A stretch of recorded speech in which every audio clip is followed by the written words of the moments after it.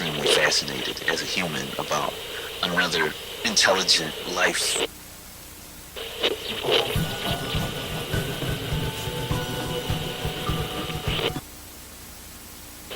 Father, let me fight him. I can handle him.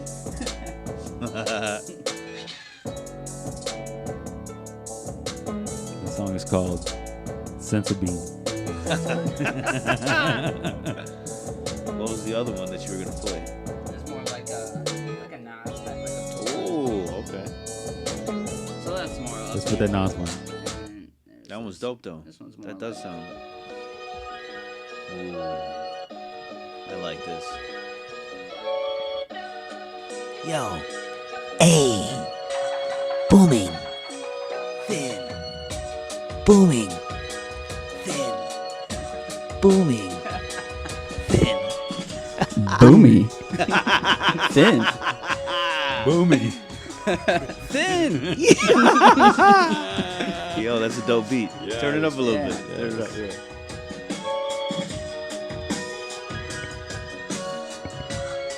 I should have wrote a freestyle. Oh, I'm about to drop one right now. Let's go. Hey. Yo. Yo, my name is Tone. No, I'm just kidding. No, I will make fun of myself.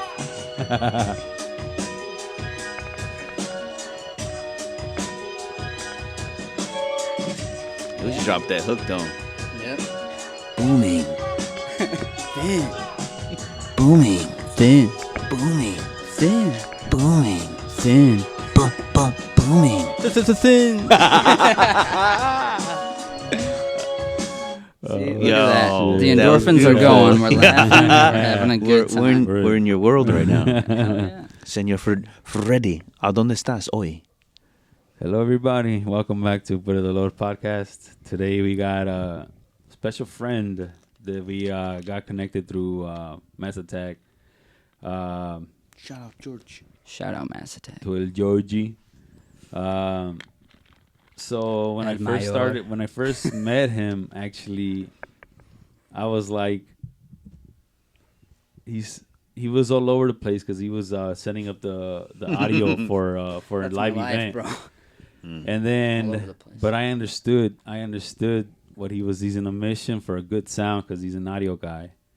And you gotta respect the shit out of him because like Mike from the South by Southeast podcast, he's a big audio guy too, and it's Shout out, Mike. Yeah, shout out to Mike. He's amazing, yeah, man. he is. He's goals right there.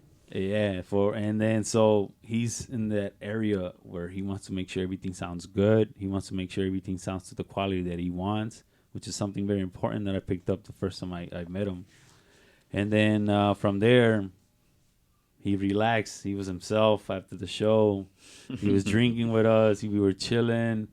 And then he's always been with us, no matter if it's not the music. Like you came to events, you hung around with us. You've gone to either George's or Sebastian's P shows. Like you're there showing love. For sure. And that's why it's something very important that and amazing that you're here. So for anybody that's listening, this is Kem, Yo.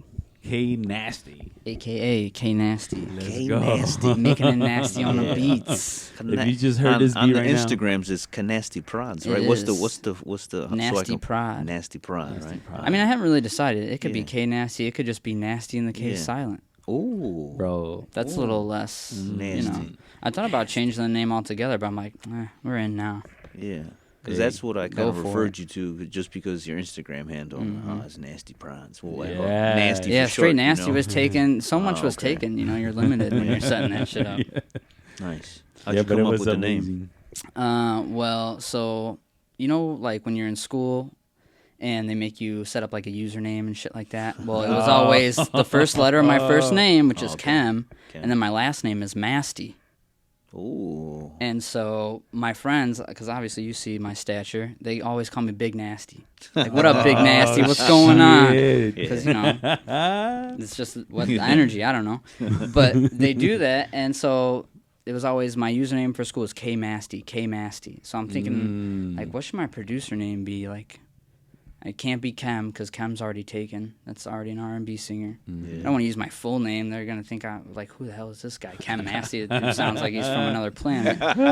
So I was just like, what about Knasty? You know, like searched it up. Because I'm nasty. There wasn't much of anything that was like a producer. So I was like, fuck it, I'll take it.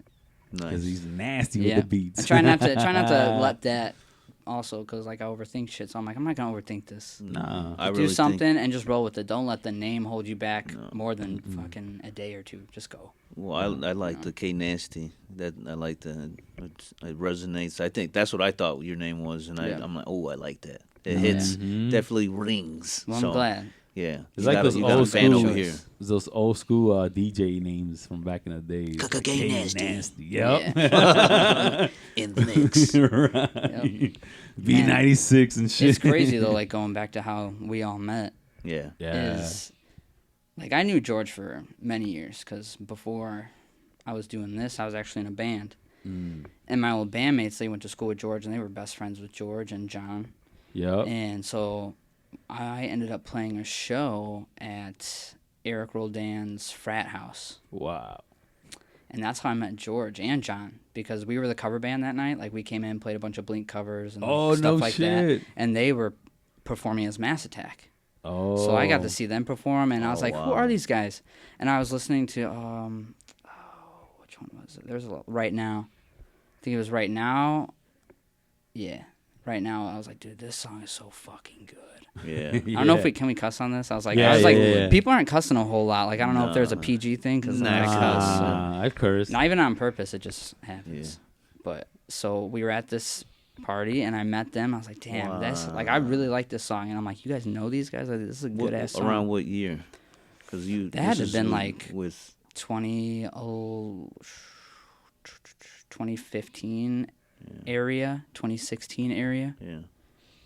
Because that was a crazy night. George was just met him for the first time, and every time I ran out or my hand was empty, he's like, "Here, have a beer, bro." Nice. That's And George. he just showed me love. Yeah, he showed me like That's mad love George. since day one. And then like when I came to the East Side for the first time and performed, like I performed a lot of places. Like performing with Mass Attack is not like that's not new to me. Yeah. But like the way that like everyone treated me and like I felt like welcomed because I played all over the city and a lot of times you don't feel welcome. That's Like the same effect I like had the from- events I go to out here, Uh-huh. I don't always feel welcome. Why? Why do you think that is? From your perspective, from your I don't know. Because like when I was in like a rock group, like people saw me and that was normal for me to be there. I think now I'm showing up in rooms where I'm the minority heavily. Whoa. You know? Yeah. So people are like, what are that you doing? is funny. You know? But they like interact, you know, it's just like it's a weird vibe. It's almost like an elephant in the room sometimes. But like when I came to the East Side, like even then I'm minority mostly, right? yeah. Yeah. But love. Mm-hmm. Nothing but love. Yeah. So it has nothing to do with like race or anything like that. I think it has to do with the mentality of the people. Chicago's kind of cold, Absolutely. you know, and they look at me as an outsider because I'm not from Chicago, Mm. you know.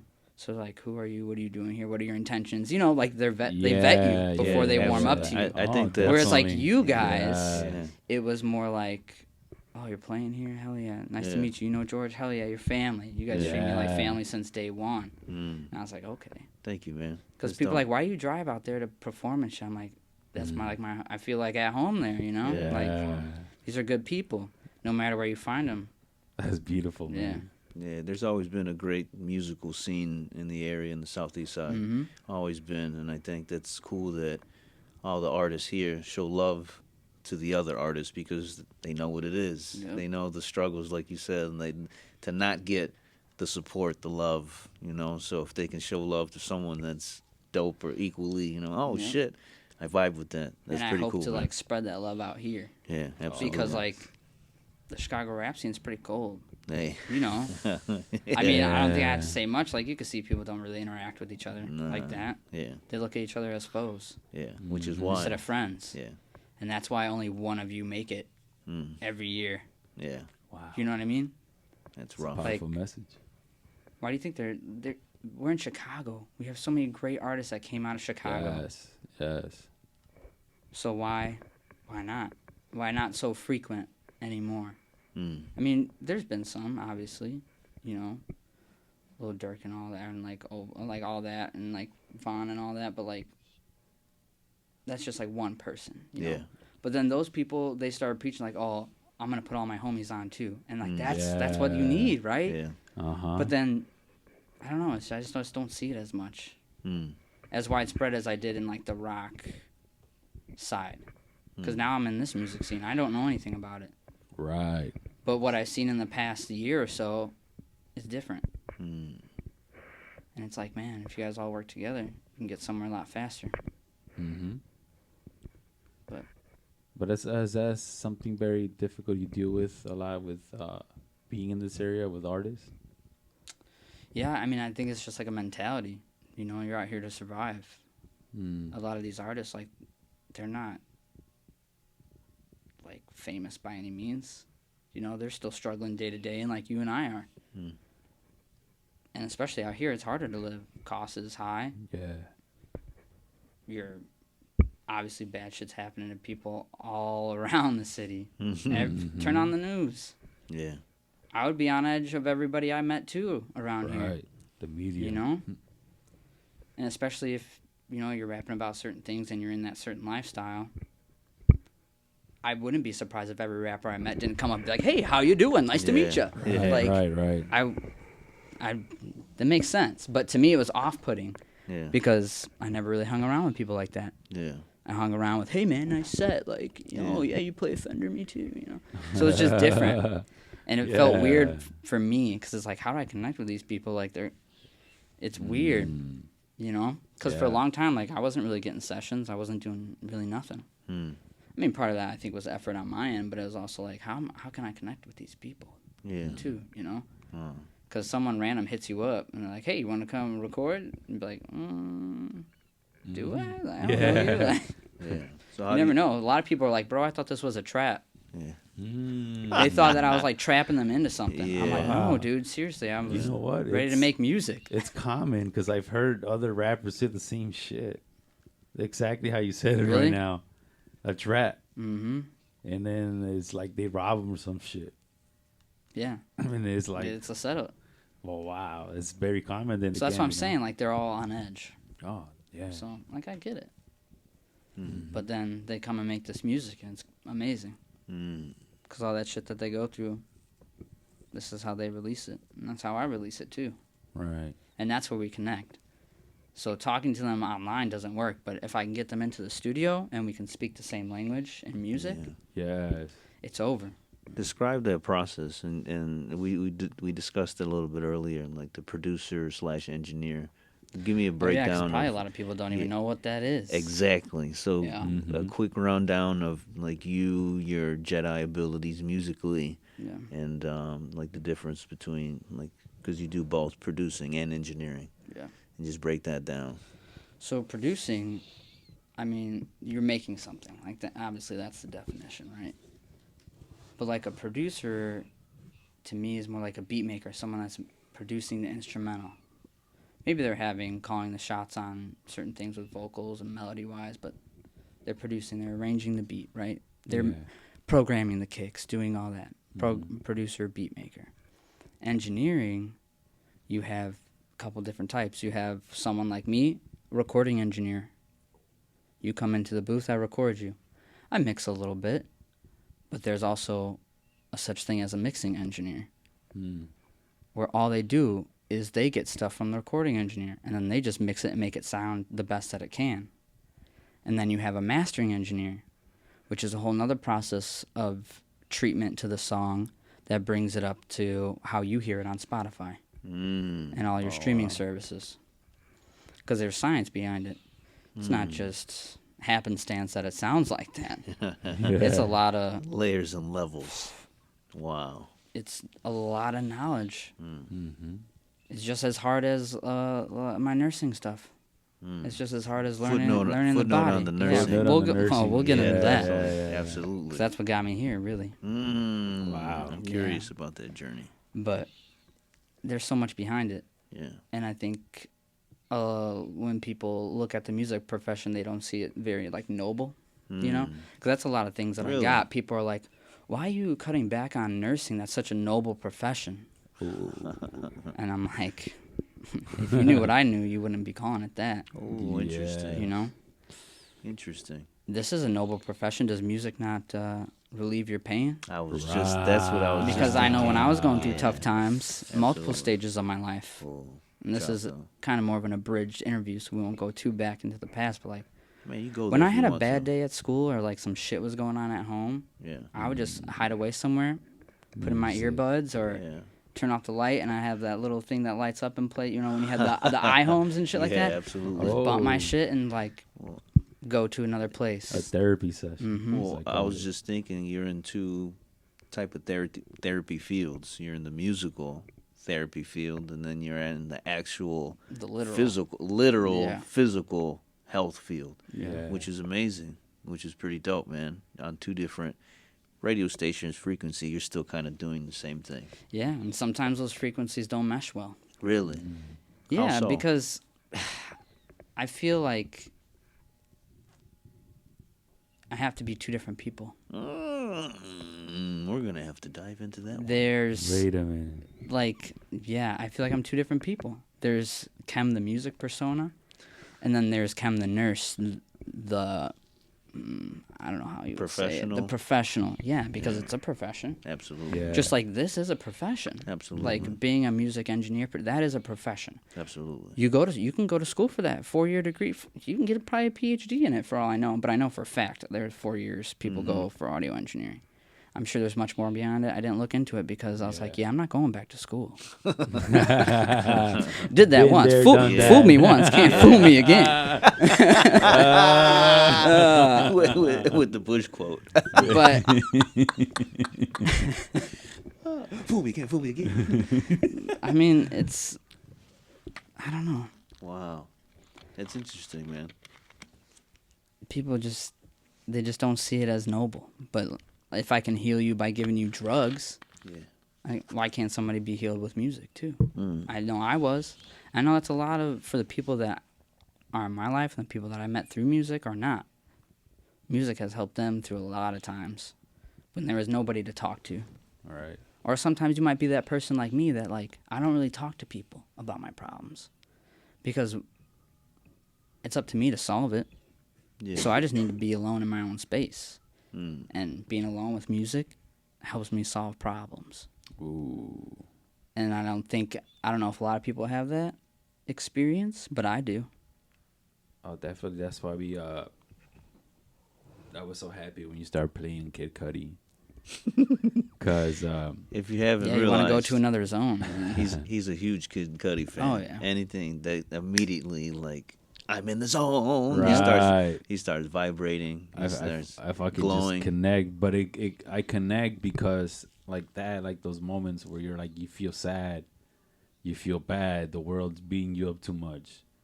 I used to put Kid Cudi, bro, and it felt like he was fucking giving me a lullaby and holding me down, and like it's gonna be okay. Like he wrote that shit for you yeah, to get through that tough time because it's relatable. right. You know, a lot of it is.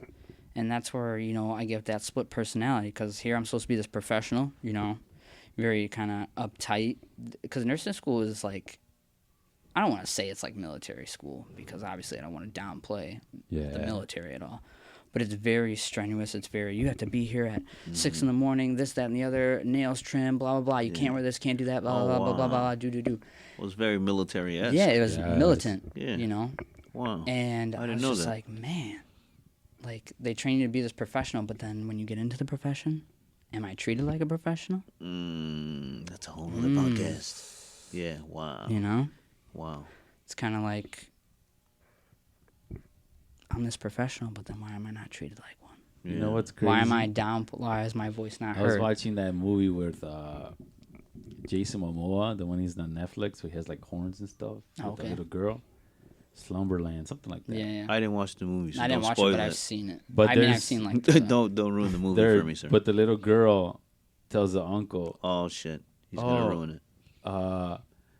I heard that like schools are prisons. It's like he's like prisons. He's like, yeah, my dad said that schools are prisons to help you go to college to be another prison to go to another to get a career, to be another prison. You're just going to a bigger prison each time. Yep. You're bigger going from prison. elementary school to a middle school to a high school. Yeah. High school's general population. No, I'm just kidding. It's funny that you said that because But that's how we're trained, to be a professional. But then here I am playing music, doing something that is considered unprofessional to the common person. If I was playing with Lady Gaga every night, they'd be calling me professional musician, wouldn't they? Absolutely. Right? Exactly. Why do you think But the fact that I've, not played with her or people of that level. From your perspective, why do you think that judgment exists of if you have your 9 to 5 and this is how you make your bread and butter from nursing in that field, you feel more as, the vibe is you're noble. But as a musician, sometimes it's almost the opposite. Why? Why do you think from your... I think it's society. Because personally, I don't. I don't see it that way. But that's like, when you're raised... Because I was raised by my grandparents a lot, Because my parents worked full time, I lived with my grandparents for like a long time. So I was raised by 2 old Catholics. Polish Catholics. With the immigrant mentality.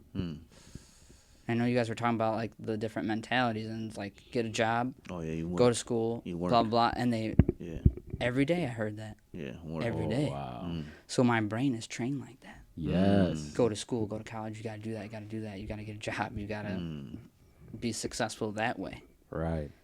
And I think that's what I found is society looks at it that way too. That's how they measure your status. Interesting. That's your success. And people like even the tradesmen, they'll say that they don't feel probably respected either because they're tradesmen. They didn't go to college. Right.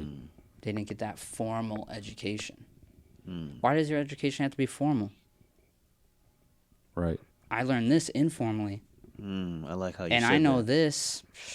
Unconventional guerrilla warfare learning. Because you're learning.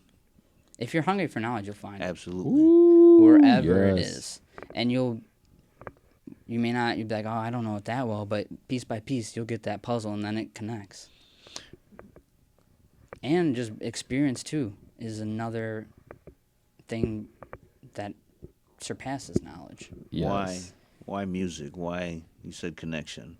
So, why music? Yeah, you spoke on it a little bit earlier. So why music? Why your career path? Why are you not deviating, but why the side when you have the side hustle when I have something that's perfectly right in front of me? No, just But my perspective out, is different. Yeah, you have a financial secure job. Some people will be content with that. Like, I'm good with that. Right. But your passion and from my perspective, your heart, you enjoy the music.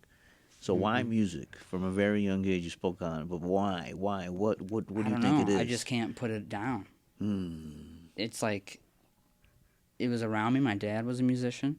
So I had guitars around me all the time. I'd pick them up, mess around with them, but I would never took it serious. Yeah. Until high school, and I was like, girls like guys that play guitar. And I'm sure I could learn this pretty easy. It always goes back to you know those how it girls. is. You see a girl you like, and it motivates you. And so I'm like, let me try to play guitar. This is pretty cool, And so I figured it out, and from there it was just like I was addicted to it. I would come home from school and be in my room for hours playing. And then I'd come out and show my grandma, I'd be like, oh, shit, look at this. I can play this part of this song. And she'd be like, great, Like, I don't get it, but good for you. Yeah. But that was the first time that I really, and it was right in front of my face the whole time, But when I really, dove into it, it was just, nothing else mattered. It was like, that's all I was doing. Just learning how to play guitar. And then when I met the band and got involved with that, it was like, man, I can take this to another level. This isn't just a hobby. This isn't just me playing in my bedroom. I could do something with this, And this whole time, I'm going to school. I'm doing well, scholarships, all that. Ooh. But I'm like, I can't put music down. Wow. Because every time I would stray away from it, I put the guitar down for too long, I felt bad. Bad. I just kept calling thinking me. about it. Yeah. Yeah. You just keep thinking about it. You're like, man, why am I so unhappy? And I go play guitar, and then I'd be all right. Mm, You know? that's deep. Almost as if it was a form of therapy. Mm-hmm. Isn't that interesting? It is. It is. It is therapy, and that's how I ended up so heavy into it, because being a nurse now, through the pandemic, Oh my God. I'm locked Wow, in. yeah. I'm locked in. We're gonna rewind that. Say that one more time. Nursing through the pandemic, don't do it. Booming. Boomy. Booming. Yeah. Oh man, it was bad. Thank you for your service during that Thank time. you. sir. I appreciate you Yo, saying that. Yeah. man, because I obviously I had an outside perspective, but we saw through TV and people, it was a chaotic time for everybody. It was So I can't bad. even imagine. It really shook my mind on how I view the world. Really, Oh yeah, it How totally so? changed Let's dive it into changed that. me. really. Okay, so here you go. You're going through nursing school. They're teaching you that the CDC is the root of evidence-based practice, and this is where you want to draw to give your nursing care, and this is the best. And they teach you how to evaluate evidence, right? So if I read something on Facebook, I'm gonna deep in. I'm gonna click on it. Okay, where is this from? Who wrote this? Who's sponsoring this? Right. That's how you evaluate evidence and decide, is this something that I can take with and implement in my daily life, or is this just some Joe Schmo bullshit has another agenda? You know? Yeah. So anyways, I know this evidence, all this, COVID happens. They start making the craziest rules in the hospital. No joke. They would tell us that we could wear just a regular face mask, not an N95, in the rooms, but take it out in the hallway. And this was before we were doing negative pressure. Yeah. Wow. What's It didn't negative make pressure? sense. It didn't make sense. What's Negative pressure. So say we have this room and then there's a hallway, right? You don't want the air coming from in here if like I'm the sick with COVID going into the hallway. Yeah. So they have a duct system, and you create a negative pressure where air comes into the room, and it's scientific. I think I didn't think we were ready for it on multiple levels. But my problem is why weren't we? How many times have we been hit with Ebola, H1N1, whatever it may be? Right. Yeah. How? Yeah. And in school, we learned disaster preparedness. We had a whole thing on it. This was before the pandemic happened. I'm talking like we had a simulation day where it was pandemonium. Like, I don't know, it was like some event happened, like 30 people were coming in at once, and you had to triage them, and disaster preparedness. Yeah, We absolutely. were learning about FEMA and all that and what they do. So what happened? Yeah. What happened? Yeah. Bro, they're phony. Wow. Yeah. That's what happened. Because when it was time to put up, they didn't. They all got in each other's way. Damn. They all wanted to say, oh, no, it can't do this, it could do this. Let's just tell the public that this vaccine is going to prevent them from spreading it 100% and prevent them from getting it 100%. Why would you say that? Yeah. When I heard them say that on the news, I was like, oh, here we go. Down the rabbit hole. I knew it. I was like, this is not going to end well. How could you say that? Yeah. Because, the science they used to create the vaccine had been in process for a long time. That's fine. Okay. But you don't know what it's going to do. You don't know. You don't. Yeah. How can you... That's like saying someone knows what a stock's going to do. Unless you have insider information. Yeah. Right? But assuming they don't. But You see this all the time. People fall into those scams like, invest with me. I know what the stock market is doing. No, you don't. Nobody knows that. And anybody who knows anything about the stock market would tell you that. They don't know. So that You can have probabilities, sure, whatever, but you don't know. Yeah. So here you go telling these people that, and then what happens? It's not true. And then they stop believing you. You know how much shit I got in the hospital? All the time. Like, verbally abused, physically abused. Oh, shit. Over vaccinations. And I'm not taking that shit. Don't give me that shit. COVID isn't real. But here you are about to be put on the ventilator dying from COVID. Damn. Like, I'm sorry they lied to you. I didn't lie to you. Yeah. That's And I difficult think- waters to navigate. And it's bad because, you know what? Every year, it's doctors, firefighters, nurses, cops, whatever it may be, are the highest trusted professions, teachers. Right. I don't think we're going to be up there anymore. I really don't. Because if people say that they do trust us and we continue to be up there, That's a lie, because the people that I see in the hospital, they're very hesitant. Like, I've always been the nurse that I'm going to explain what I'm doing to you before I do it to you, right? Yeah. It takes time to do that. A lot of nurses are quick, and a lot of times I don't do that every time. I don't remember to do that every time because I'm quick. You know, you got to be quick. Can't be lagging. Yeah. But people are very hesitant now, where they're like, well, what's that? What's did you know that this can cause this, that, and the other? And I'm like, I do know that, but do you know that that's only with very prolonged use? It's not for a one-time dose that I'm using to save your husband or significant other's life.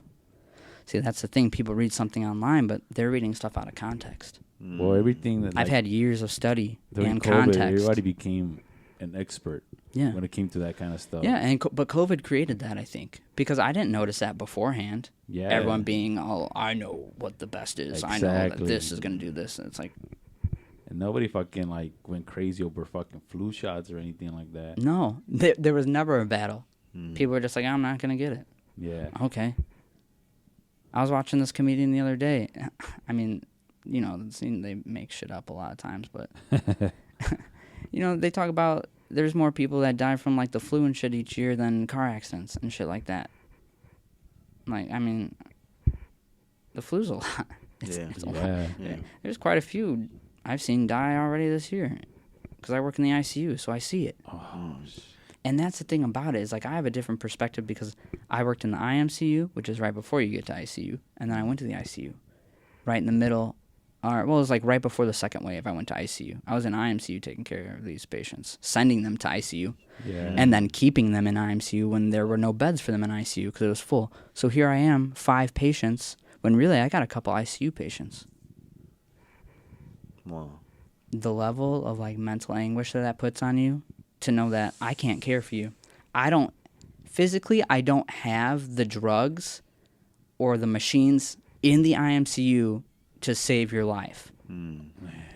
And that's where I got in really heavy into, like, beat making.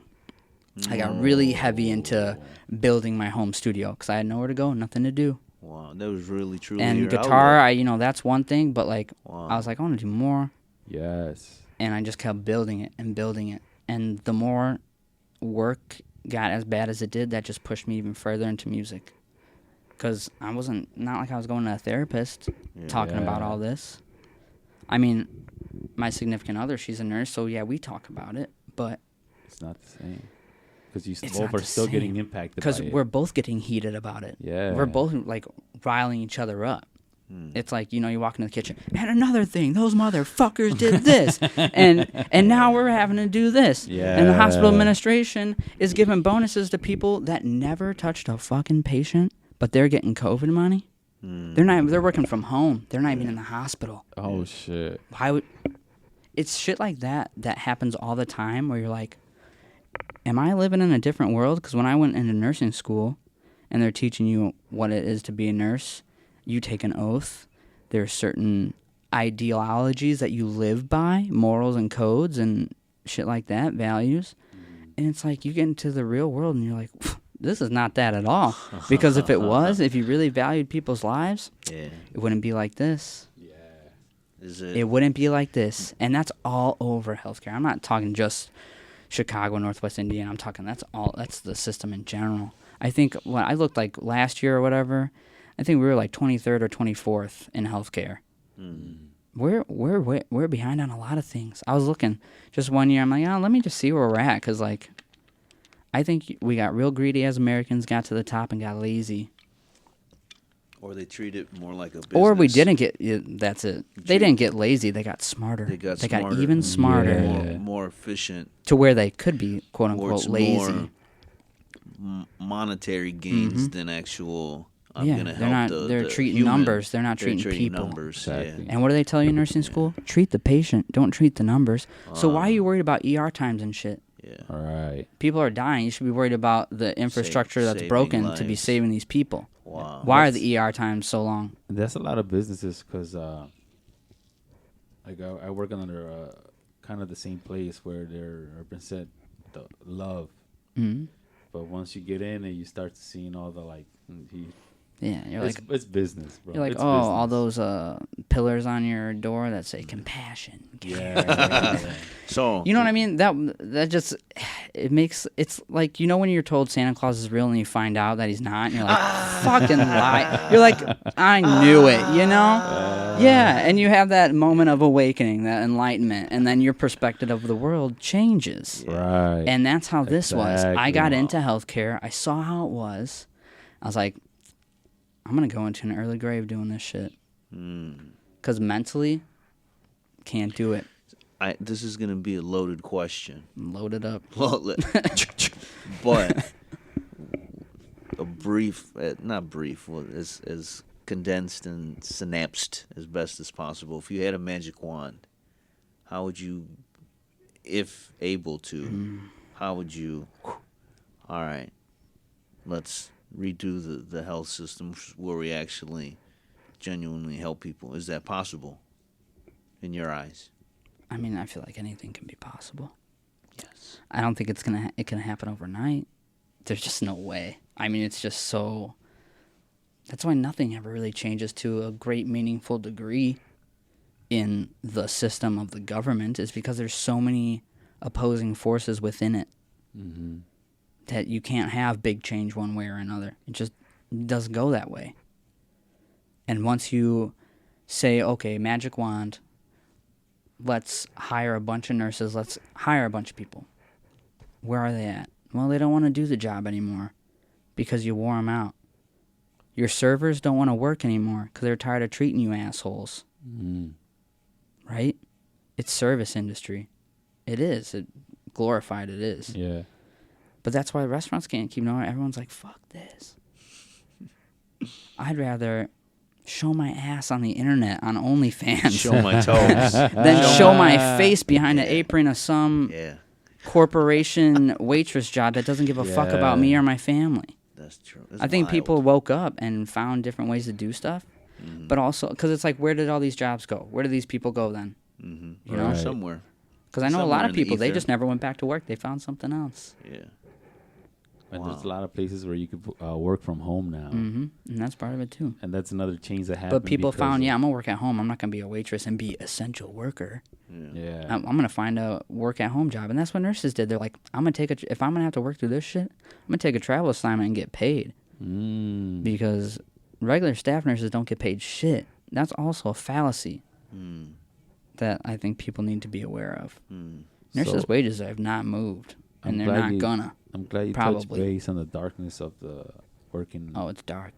Oh, It's so dark. For you to deal with that energy, where a hospital is to a lot of people is meaning like you're in a bad place. So a lot of people's minds are already kind of in a dark place, dark energy, and you just walk in it and you absorb it. And I'm very happy that you expressed that music was the way for you to get through it. Yeah, that's how I dealt with the pain. Because how else? Because the thoughts, I was like, man, I'm gonna have to go talk to somebody soon. Right. If something doesn't start happening, because those thoughts creep in your mind. I think everybody's been there. At least, maybe not for a long time, but there's something that's happened in your life where you're like, man, if I just wasn't here, I wouldn't have to deal with this shit anymore. You know? Yeah. And I kept having that conversation with myself over and over again. And I'm like, dude, if you keep doing this, like, there's just no way. I couldn't picture myself 30 more years doing this. That's why. It There's was just draining no on way. multiple levels. And then, like, if I want to leave it, I would have to work 5 days a week. And that's not ideal because I want to do music. That's not conducive to that.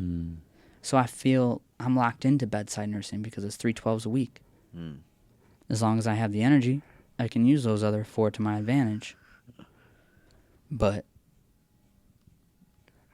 there's nothing else that does that. It's And then literally if you the don't work in the meaning- hospital, your pay is terrible. Working in a doctor's office, I'd rather go back to work for Whole Foods. So how would you, during that time, during those how would you Navigate out of talking yourself out of doing I got bad words stuff. in my brain I'm trying to put. Yeah, how would you? So you're I forgot what I was saying. there. It's there, but now I'm gonna put the words in it, and I'm gonna move them like chess pieces. How did you navigate those choppy waters and still maintain your voyage and handle all that negativity around you, because you're still here. You're still making music. You're a very positive man from my perspective, and every time I interact with That's you, what people say. always love, always, you know what And I mean? I'm surprised. I'm like, well, I'm glad I'm portraying you. I'm glad the outside face Yes. is a nice face. The outside Yeah, is well, calm, cool, and collected. The inside is Well, as you're telling me this, you know, I'm different. learning about you, and that's fucking. I can't imagine. I wouldn't be able to do your job. I wouldn't be able to. I don't think that's a taxing on a whole nother level, dealing with human life. absolutely. And then dealing with human negativity, because humans can be very, very evil, you know. But at the same time, a hospital can be a place of healing. You know, it can get that place of negativity and death, but also hospitals help heal and cure on And that's the multiple good levels. part. You know, It's a love-hate so how thing. you as a human there, because to me it's a balance and a fight between good and bad. Part of it's mental, because in the back of my mind, music's kind of always been the A. That's your shield. It's always been the A, you know? Right. What I'm doing to pay my bills is really the B. You I know? like how you put And that. I know a lot of people make the argument, well, you shouldn't have a B plan. You should just focus on the A plan. Well, I wasn't brought up that way. So, you know what? When I went through what I needed to go through, and now I have the ability to do what I want to do, Yeah. now I'm going to do what I'm going to do. I'm going back to the A plan, which is music. And when I got low and I was like, man,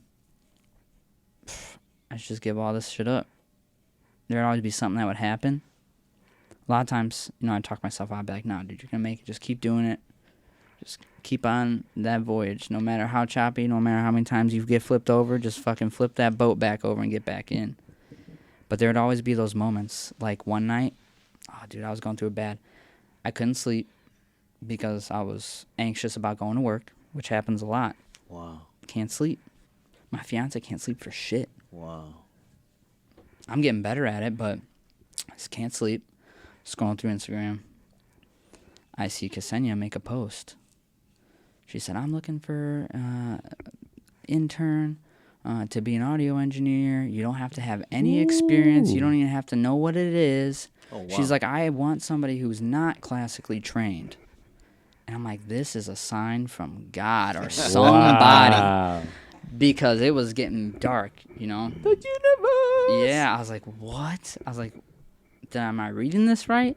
And then I, you know, went to her page because I met her through George like 2 years ago. I produced maybe like a year ago.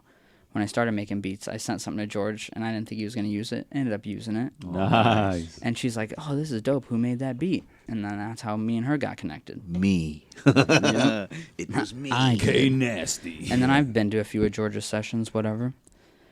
So I messaged her. Well, first of all, I was like, should I message her?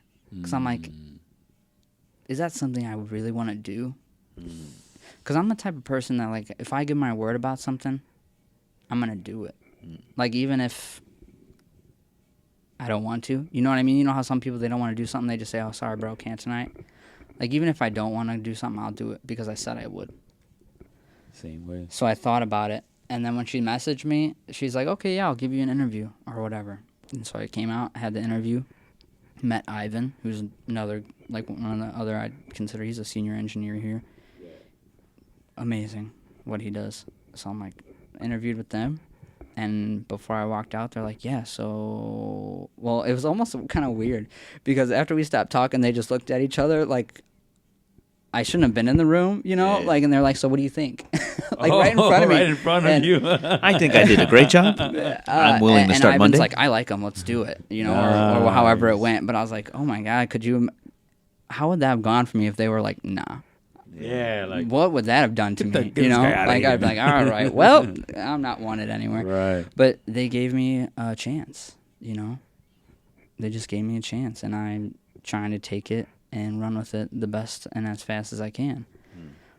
So, you know, I was interning from like February of this year till like towards the end of the summer. I, you know, showed them what I can do, and they're like, okay, great. I think you can start recording people on your own. Wow.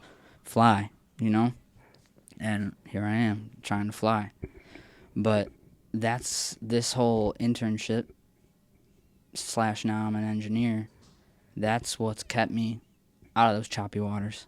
Like, I feel like I was in them. I kept flipping the boat over myself. And then a fucking, you guys ever seen, like, Lord of the Rings? Yeah. You know when they come for him at the end? Yeah. All the birds. I just felt like I got picked up by one. Oh. And I'm just like, now here I am. Yeah. And it's not easy times now, obviously. You But wanna be one of them. you gotta be around who you want to be like, And that was it too, because I'm like, well, I'm gonna have to give up a lot to do this. It's taking tolls on all my relationships. Family, don't see them. Really don't. See my mom maybe once a month. Yeah. Girlfriend, fiance. It's been tough. Can't always be there. Right. Because you get it when you can. It's 24 hours. I'm technically available to come record you. You hit me up. And I'm not doing anything. I'm off. I should be here doing that. And it's not that I feel like I should. I want to. And it's not that I don't love spending time with my friends, my family. It's just I'm in a mode. And I feel like I just started putting my foot on the gas of music, after doing music for 10 years already. Yeah. I feel like my foot is just finally getting on the gas pedal, and I don't want to let up. Because that's the thing, you have to be consistent with this. Yeah. Otherwise, you won't get anywhere. You'll be forgotten. Right. And you have to be consistent at it to stay good, too. It's like if I put down the guitar for 2 weeks, I'm not as good as I was 2 weeks ago. And that's, you got to keep picking that shit up. That's something it's muscle I'm memory. dealing with, too. It's dealing with that whole situation of balancing. That's why, like I said before, it's very important for our significant others in our family, the people that really love us, to understand what we're trying to do, what kind of mindset we're at. It's not any way of shape or form of trying to be disrespectful to nobody. But it's just something you got to do. And if you love us, like you say you love us, you will ultimately understand it. And I say ultimately because sometimes it is difficult to understand it, and we understand. But ultimately, please understand us and what we're going through and what we're doing to make this happen.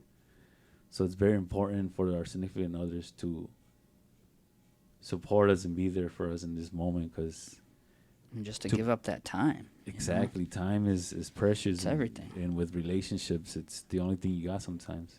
It is. And we went from being together, the pandemic, and being together all the time, to now. It's like, I'm gone a lot. Yeah. And me, like, I can see other people's perspectives. Like, I have empathy. Yes. So, like, I know if I was in her shoes, I'd be upset, too. Oh, I yes. would say, no, it's okay, babe, I support you. But I would still feel sad every time you left. Shit like that. So that weighs on me. No, I feel bad. But at the end of the day, I know this is, like, for, I don't know, not to be cheesy or cliche, but this is, like, saving me here, Like, what I'm trying to build here. Like, that's what's going to keep me. Right. Because if I just fall back into, okay, I'll just be a nurse and that's all I'll do and I'll just continue this as just for shits and gigs, I'm not going to be happy. Because now there's nothing to look forward to me.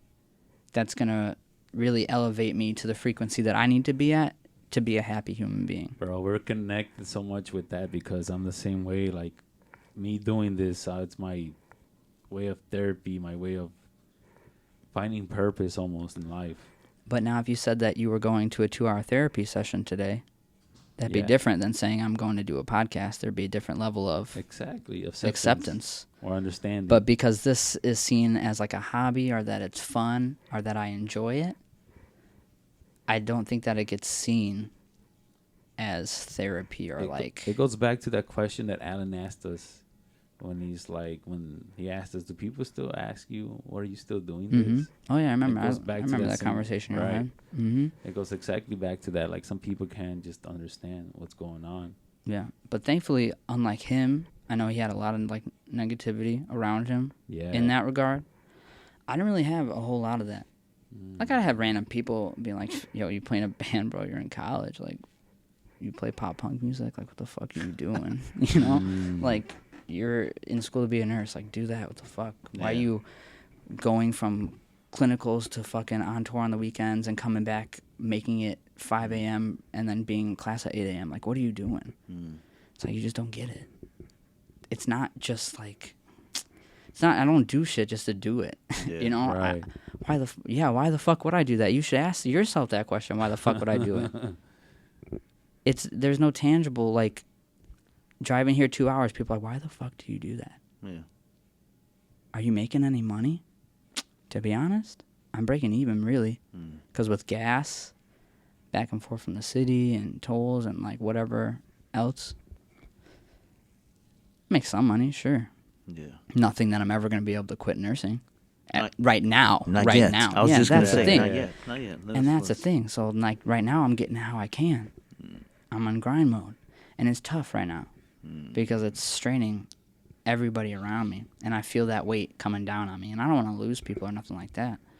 But at the end of the day, like, I got to take care of me. Otherwise, I'm not going to be able to take care of nobody. You said you said a little words that threw some purple flags in my brain. Uh-oh. You said muscle memory. Mm-hmm. You said constantly grinding, and then you said the nursing industry was kind of military-esque, or it's by the layer. Yeah, I mean, and I think it's for good purpose because you're taking care of someone's life. You should be very militant about that. Yeah. You should be paying attention to those labs. You should be noticing trends, and so I get why they do it. But then, you know, why do other disciplines feel that it's okay to come into the med room when I'm pulling meds to bother me about dumb shit or to, like, you know what I mean? Yeah. Like when they tell you in nursing school, don't let anyone bother you when you're giving meds because you could do, and you could fuck somebody's life up, especially in the ICU. You're drawing up talking this. No, you should not be talking to me. Like, there's just like a level of respect that just isn't there. Like, you know, if a doctor walked in this room, you know, you straighten up a little bit, you would spoken to, shit like that. Yeah. But it's not like that when a nurse walks in the room. It's just not, really. Wow. Some people do. Some people show me respect, and I feel weird about it. I'm like, no, thank you for doing your job. Like, don't thank me. Like, yeah. Because that's how we're treated. So, like, when someone treats me good, I feel weird.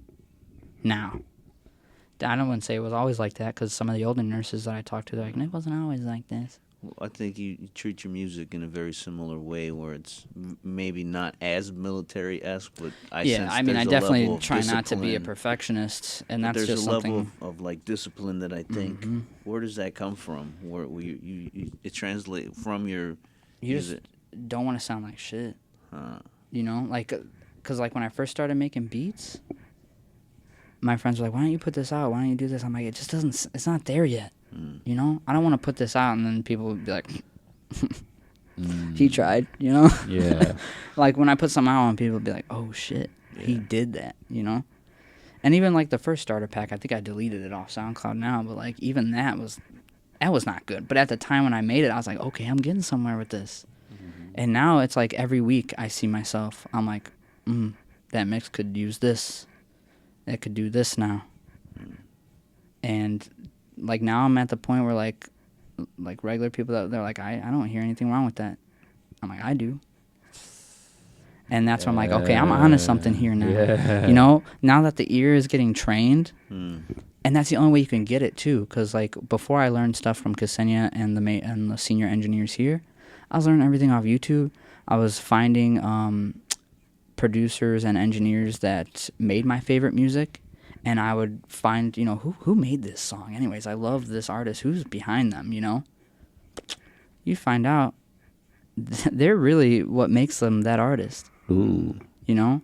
And you find out how they mix and why they do what they do. They're like, oh, that's how he sounds like that. He's not doing that on his own in the booth. The engineer's doing that. It's not the artist. Now, that's not to take anything away from artists because without a great artist, you can't necessarily... no one's going to know who you are. Yeah. But I found out who those people are. Alex Tomei, all those guys that mean nothing to you. But to me, I'm like, man, those guys are mixing some of the greatest music ever. And so I started finding their YouTube channels. Because engineering, you make money, but it's not great. If you want to live the lifestyle that your artist counterparts do, you got to do something. Yeah. Right? So, like, he has, like, his channels and stuff like that where he does, like, mix tutorials. And so I started watching those. They'd be, like, 3 hours long, him mixing just a song. And I watch it. And that was before I knew anything about Pro Tools.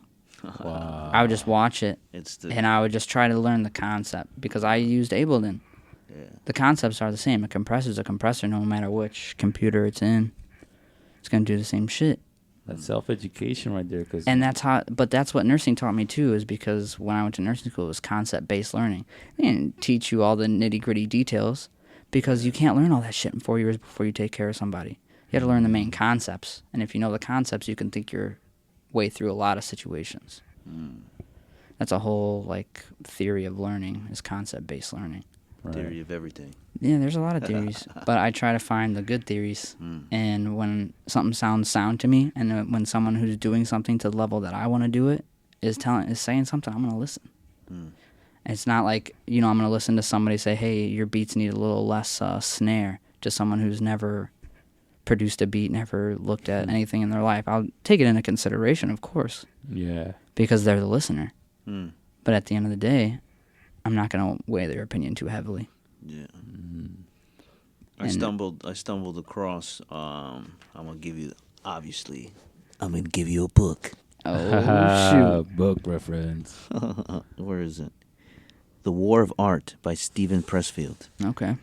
So You have to send me that. yes, that's there's something he talks about the grind. There's something in the grind that is eye-opening, thought-provoking. It can now It's transformative. yes, and now from what I'm learning, my grind was fitness, but you can apply that grind to anything, music. That's concept-based learning right there. You learn the there's- concept of grinding, you apply it to anything, and you can do anything. Yes, You just have to stay consistent and do it. Yes, Right. That's where people fall off. They do something consistently for a year. If they don't see that big success that they want, they just give up on it. Yeah. I've been doing this for 10 years. I haven't been engineering for 10 years, but I've been playing music, yeah, writing music for 10 years. Yeah. And I'm just now feeling like I'm in the water again. From where I was before in the band, I felt like in it, But now I feel like I'm back in it. very similar to we discussed this before, like a yoga or the Shaolin monks' breathing. Something that's very rhythmic or cyclic does something to the human brain. Having a routine does something where automatic. All right, you kind of have a rhythm going, and then for whatever reason, if you like what you like, obviously you want to get better at it. There's a similarities, and I love those type of people that find that grind and just like, you know what, I'll see you in about 2 months. I'm gonna go down this rabbit hole and I'm just gonna go learn either music. I'm gonna watch this 5-hour tutorial. I'm gonna go because they spend all the time and energy into something that they learned and they want to get better at it. They're a new student. I'm brand new. I have a white belt, and I'm gonna go into this classroom full of brown belt, purple belts, black belts, and I'm gonna learn. I love people putting themselves. You left the nursing field, of a career that many would love, and I mean, all I'm right, still doing retire. it full time. Absolutely, Right. I haven't left it. I'm still there, and I think I'm gonna be there for a while. yeah. And you But- chose music, something like you said that's been kind of off the wall, and that's been like, I'm gonna grind here, and you found a positive, potentially life-saving outlet. Yeah. That's amazing. It That is, amazing. and I have to stop and think about it sometimes. Because some days when I'm low, like just the other day, I'm like, the universe is starting. Like before, you think the universe is against you, and then once you Don't keep think grinding, that. you Don't get. think that. I know Don't that's think that's that. where I That's was another fucking up. conversation. That's where I was fucking up. Yeah. And now I'm like, now I changed my mindset. Change my mindset, It's and I'm weird. like, it's working for me. It's working for me. Yes. And this one day I was feeling low. I'm like, why the fuck am I driving out here? Why am I doing this? It was a day when I came. A couple of my sessions canceled, and I was just feeling down about it. I'm like, Yeah. taking that shit personal when I shouldn't have. And then I went downstairs. I was like, splitting up the cash or whatever for the week or whatever. And one of the other engineers, Kenneth, was in there. And I was even texting George on the way up here. I'm like, man, I don't know if I'm meant to be doing this shit, like, in my feelings and shit. And so I was talking to Kenneth, and he's like, it was all quiet because I was like, oh, I'm just, because he was doing something. I'm like, I'm just, sending the money or whatever. And he's like, oh, that's cool, bro. I'm just working on a mix here, nothing big. And then all of a sudden he stops and he goes, you know what? I just want to tell you something. He's like, I respect you. I was like, why? He goes, you're a fucking grinder, dude. He's like, if I were you, he's like, you remind me of me when I started. Wow. He's like, you're driving an hour, 2 hours to get here, fucking regardless of money, regardless of what your time and all that shit. He's like, you're doing it. And he's like, it's because you love it. And he's like, when it was me, he's like, I was taking a bus and a train and shit to get here because, that's all I could, He's like, I was sleeping here, all shit like that. I learned more about him. But for him, because, like, we haven't had many interactions, and for him to just open up to me like that and just, like, say that to me, I was like, That's amazing. That's a sign. Impactful. Like, what, That's a like, sign. I'm meant to be here, I'm glad you read it, man. Yep. And that's the thing. I got to start looking at the blessings instead of thinking that everything's out to get me. And that's something that George kind of taught me, being around him a lot. Yeah. Kind of rubbed off on me. Because I'm not going to lie, my whole life kind of was a pessimist. Wasn't really always the optimist that you may think I am now, meeting me. But I changed. And I'm grateful for it. I'm grateful to have met my Detour North bandmates because they introduced me to George, and which has introduced me to this life. Mm-hmm. And it was meant to be. The blessings have been happening slowly but surely my whole life, and I've just been thinking about all the negative shit the whole time. But it's hard. I mean, it's hard. Like I'm happy you expressed that, by the way. But to me, it's like it's something I go through all the time, especially with starting with the clothing line. Like the same thing you're talking about, I go through till this date. There's times where you come out with something or you're working on something and it doesn't do like you think it. Like it doesn't do good. Period. And then you're just like, man, why am I doing this? Like, it gets you, man. It does, but you just got to think about that vision. Think about that feeling you had when you first thought, like, nah, I'm going to do this for real. Yes. And, I mean, everybody you talk to, I think I see that these themes emerging with we all have a vision. Nobody's going to see that but us. All the famous, successful people that have made it, in their interviews are always like, I had a vision that nobody saw. Yeah. Shit, Kanye West thought I was a rapper for the longest time, and everyone was like, no, you're not. No, you're not. You can come You'll produce my never record, make though. it. Yeah. But, yeah, no, bro, you're not going to hop on a track. Come on, what are you, crazy? Yeah. And look where he got to. Boom. Absolutely. And I think that every time someone challenges your vision, I think you just take that and be like, all right, I'm just going to go harder then. If you don't see it, you'll see it. Yeah. You'll see it eventually. Yeah. And by the time you do see it, I'm not going to be around. And that's on you. Yes. You can hate. That's fine. I got nothing but love for you. Yeah. I'm gonna drop another quote that I like. It's every time we anytime we sit down, my brain just. We might have more time. Hey, by the way, let's run it. Because let's run this it. last minute session thing, I should have took a deposit from him, but I didn't, and that's also where I'm fucking up. No, we're learning. We're all Voyagers and learning. Do you know what? I have a bad thing with me being a pessimist. You wouldn't think that this would make sense. I have a bad thing of trusting people. Really? Trusting their word.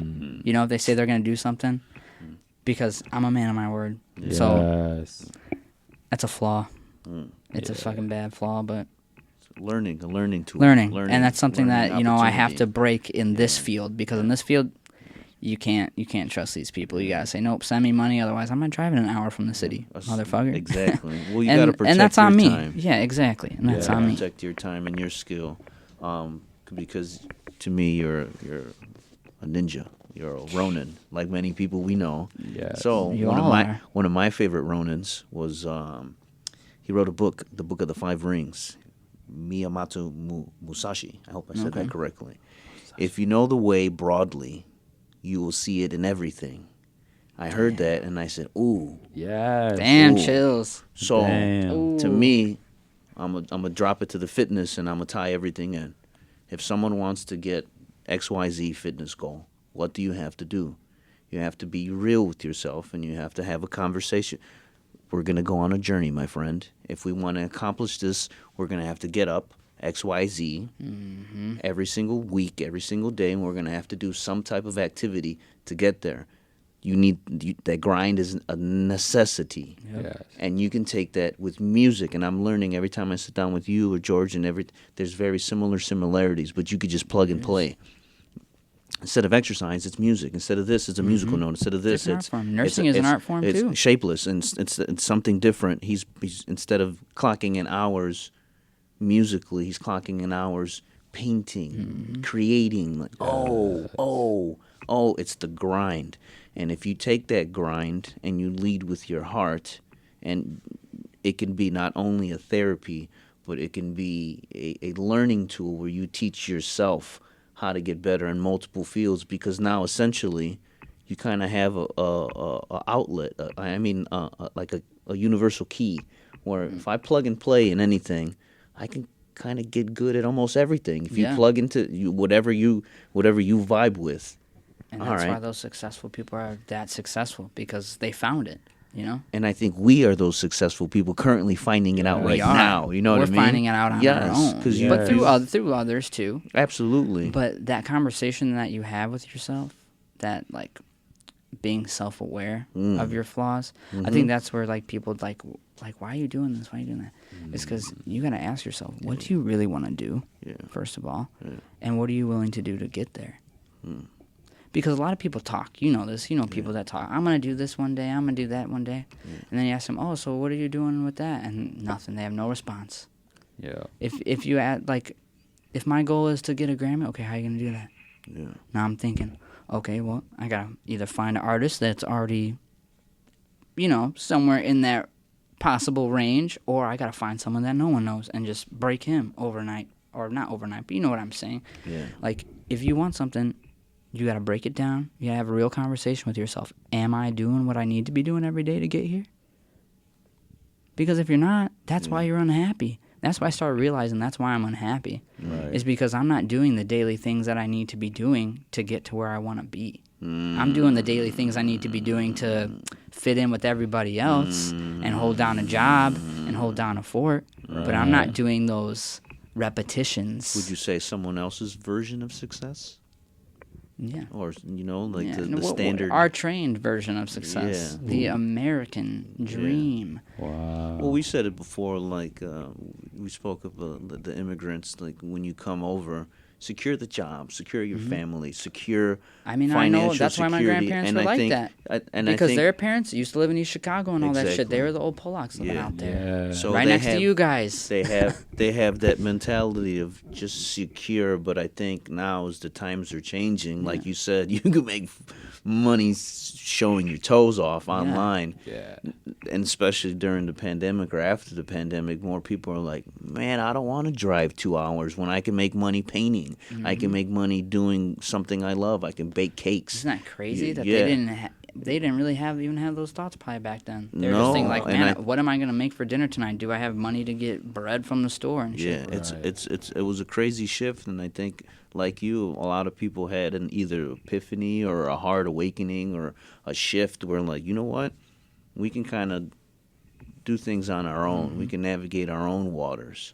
So I think that's pretty cool because But why would we teach people to do that? Then you'd have nobody to work for you, right? Yeah. If you taught everyone to have the entrepreneur mindset to go out and get your own, No, I think there. I mean, there's enough around for everybody. Yeah. But think about it though. Yeah.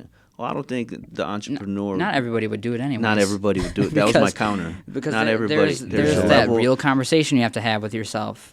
Are And you you gotta look gonna at put yourself those like, you hours piece of in? shit. Yeah, Yeah. put the hours in. No. Quit crying every night and Right. Well, like we cry said, while you're making a beat instead. Yeah. So I'm gonna dial it back to fitness. Like an example, if anybody wants to do anything, you have to put those times and hours in exercising.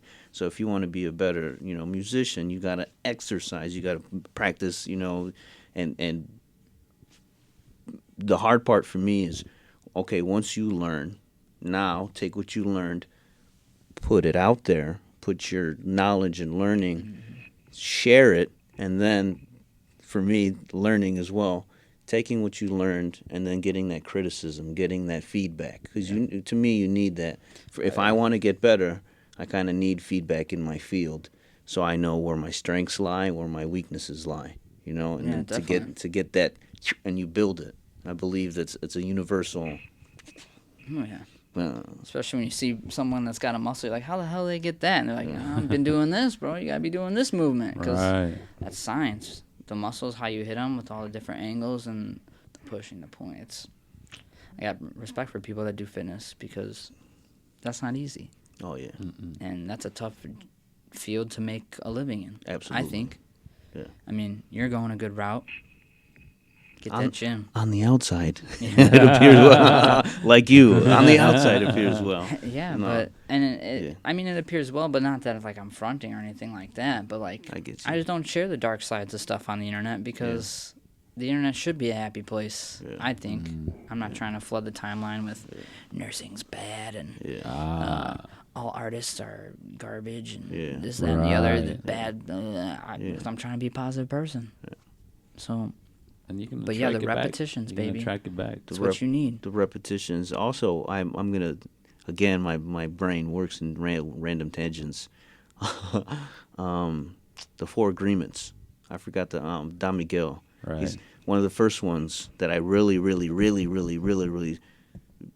watch how you word your words. Or I'm gonna pull it up right now, find it. But it's be careful with your words because words can potentially be magic. So when people would come to me, they would speak in a certain way, and I always try to, all right, let's move your words around so we're not as negative on ourselves, not as yeah. So let's flip it, like you said earlier. Not yet, because I believe again, words are very powerful. If you say if you go like you said, if you spew onto the world your negativity, people are going to view you as that. And I know there's a tricky thing between social media and everything else and, what you portray.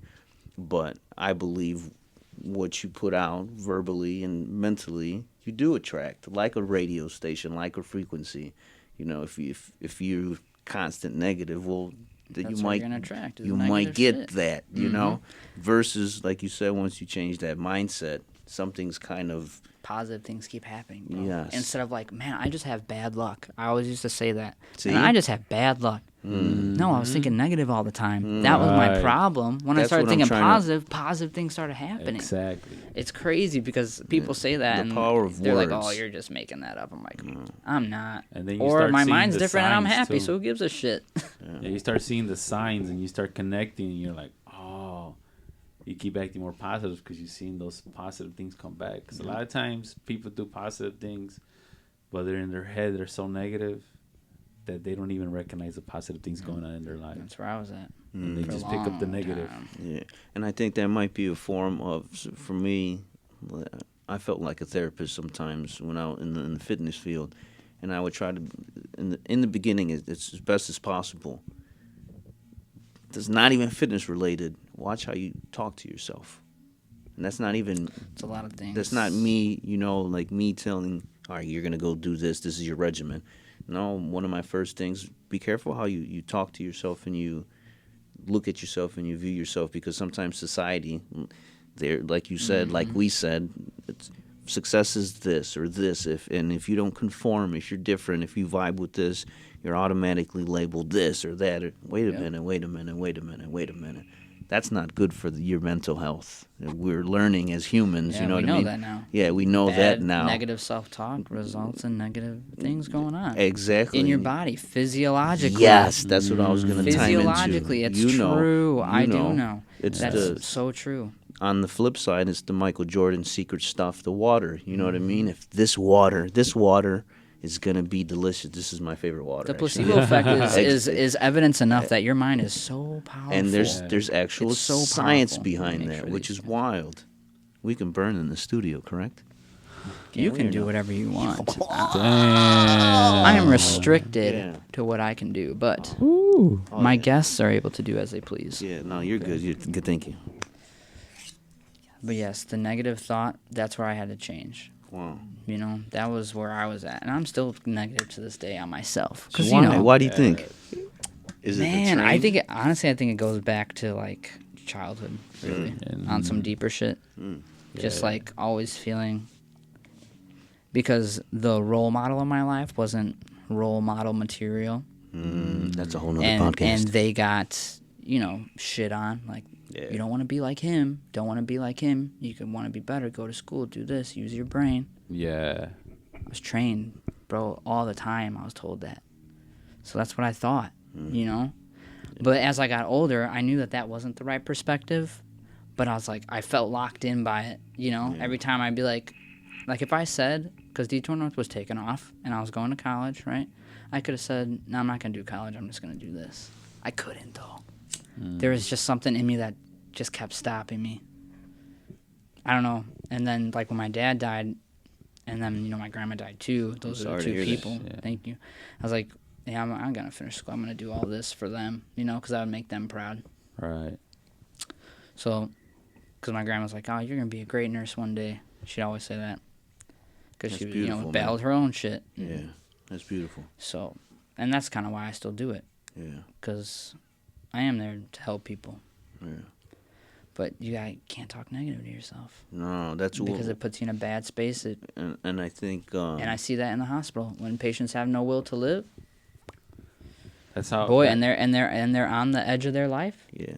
Well, if they have no will, they go immediately. But the people that fight, they'll live with a heart rate in the 30s for a long time. And you're like, please go, like you're suffering, you know? But they just keep doing it. That's exactly like how you see like how powerful the mental part of your brain to your body is, because this is so proven that as soon as somebody finds out they're sick and their mental health just goes to shit too, the body just fucking goes right with it. Well, like you said earlier, the mental is tied into the physical. And when I would, you know, see people when they would come to me for training sessions, some people were very negative, not towards me, but themselves. And I would try to tell them, you know, I know this is not humble mumbo jumbo. Yeah.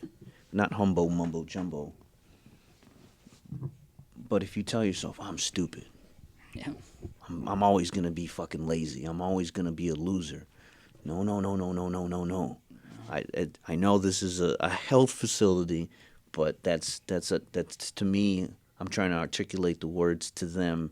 Like that's, to me, that's excess baggage. You're either, and then you're that's a Pandora's box, because I don't know who put that there, but it's there, and that's hindering your actual physical goals, you know. And but I those think boxes get put there. Yes, by environment, parents, trauma, however, you know. And we're learning that as a human species now, when more people are looking into mental health. And when you were talking about your nursing experience in the hospital, to me, that's a form of military type of PTSD where you have anxiety. Oh, bro, I had a moment of PTSD the other day. That's what happened. So when patients need a lot of dangerous drugs or a lot of antibiotics, they have to get these really big IVs in their arm, and they have to go really deep, and someone special has to put it in. So sometimes when the special person in the hospital can't, you call somebody that can from like a third party. So they were coming in, they set up their stuff in the whatever, and their ringtone was the same, like their ding, which I don't know why you have your ding on when you're in the hospital anyways, but when it dings, it sounded like our code blue alarm starting. Oh, and it triggered. It went off in the nurse's station, and I physically, like, jumped. Oh, wow. And, like, spun around to see, okay, which room, you know? Oh, shit. And that's when I knew. And this was just a week ago, but that's when I knew. I'm like, oh, my God. That's like a Pavlovian dog response. This shit is damaging. Well, you ring the bell, and the dog knows to go outside. And I wouldn't say, like, it wasn't a bad response. Like, not fear, you know, like, real PTSD, people are feared for their life. But it elicited a very, like you said, dog-type response. Yeah. I'm think just like, whoa. Us as a human, and humans, from what I've learned, back in the World Wars, that's when they really started paying attention. It was shell shock. You know, these people are coming back home. Something's off, or they saw too much, or it's something's happening in the brain. Yeah, it gets wired. And it gets rewired. It gets rewired, or like a computer. Eventually, you're messing with the bytes here. Something stamped their energy and something, so it's causing the RAM to slow. You got to defrag it. Yeah. So, hence one of the main focuses, and why me and Fred travel. We're trying to find human defraggers. Oh, shit. You know what I mean? Okay. You're learning how to defrag your own personal computer. Music is one of them. You know what I mean? Yes. I'm going to ask you about, well, what else do you do? When we clear that system, we're operating more as on all cylinders, pretty much. You know, I get what you're saying. yeah. So Opening up yes, everything you can. we're opening Right. up. We're Trying finding to get that infinite knowledge. and like the Stephen Pressfield, if that grind, well, okay, that helps that. We're also learning ways to heal, and this talking's one of them, art's one of them. We're on a learning process journey as well, and now that we're studying the brain more, we're learning so much. We're learning how it responds to everything, and there's science behind. You know, if someone has a traumatic experience, that's the most fucked up shit they've ever been through. And to them, that might scar them. It might be frivolous to us, but to that individual, and that's the whatever, thing, like, it PTSD scars. is PTSD, no matter what that looks like. Yes, and I think Right. we're barely, as a human species, We don't understand it. we're barely on the cusp of learning. You know what I mean? Barely understanding and applying new things, and barely the complexity of it. Like, oh shit, It is, man, and that's what is tough about healthcare, because like we don't really support that. Right. No, and I mean, I don't even know if the public knows how much we really don't support that. So They go we the opioid route instead. yeah, instead the of medication route. holistic. I mean, and there's times and needs for that, but the availability of what you need in forms of mental health care treatment. So there's a behavioral health center in the area. There's a couple, right? But when a patient comes into the hospital with a mental health issue and it's very mental health based, the psych doctor doesn't come and see them in the hospital. They get a telehealth visit at best. Wow. At best. They're a business number instead of a human. And like the care is really subpar. I don't really see like them getting the help that because they come back. Those patients come back. And it's like, what's going on? Wow. All right. The human brain is wild. It's It's in a There's- deeper there's- a level. it's a- supercomputer, but it's a malleable, It's a money soft. thing though too, Yeah, because they turn it into money, and that sucks. insurance doesn't like cover like mental health stuff. So how's a person that's having mental health issues, how can they navigate, okay, I need to spend XYZ dollars doing this out of my own pocket and it's super expensive? Chances are they probably don't have the funds from the jump. Oh yeah. Like if I needed a therapist and during the pandemic I need to be put on medication and this, that, and the other, oh my gosh, to actually go see somebody, Yeah. it's a lot of money, bro. But it's also. But with this new stuff that they have online now where you can message people, I'm not saying that telehealth doesn't work. It does. But I'm saying for the acute setting like the hospital, we need somebody there. Okay. But like for people like you and I who may be going through some like the hymns and stuff like that, Oh yeah. Yeah. it helps people. Absolutely. You know, and I think that's a step. I don't think that's the answer, but I think that's a really good step in the right direction of making it accessible, more accessible to people. And Because then, people who have problems, they don't want to necessarily go to talk to somebody in person, And you know, because they're having problems with that. as we're learning, there's not only therapy, but there's multiple forms. You know, there's I think it's EDMR. There's different forms of therapy. It doesn't have to be necessarily talk. There's There's definitely alternative different. forms of therapy. There's people are using the deprivation tanks where you float. They're using that is in the realm of therapy because you're floating. It's a form of meditation almost, and you can have a semi psychedelic somewhat experience where you're in your thoughts. And if someone needs time from the daily grind of life of chaos and this and this and that, and a float tank can give them the clarity or give them the time to process or heal or digest. I think now we're learning there's, besides therapy, talking, sitting down, which is an amazing outlet, but there's also, okay, that might not be your bag right now. Yeah, There's it's not accessible for a lot of people. it's not accessible. Even well people, it's hard to talk on a deep level like that to exactly. another person. Yeah. Exactly. So that's why it was very important to display, like what he just said perfectly, rewiring. Everybody's rewiring. And that deprivation tank, that's music for me. Because that's Have you ever seen the movie what was it? Hackers? Yes. We're the hackers. old one? Yes, Like with the- Angelina Jolie. Yes. Yes. We're gonna hack the Yes. system. So, but the system is everything that's kind of fucked up, And what we want to do is actually help people. Yes. You know what I mean? Help heal themselves naturally, physically, everything.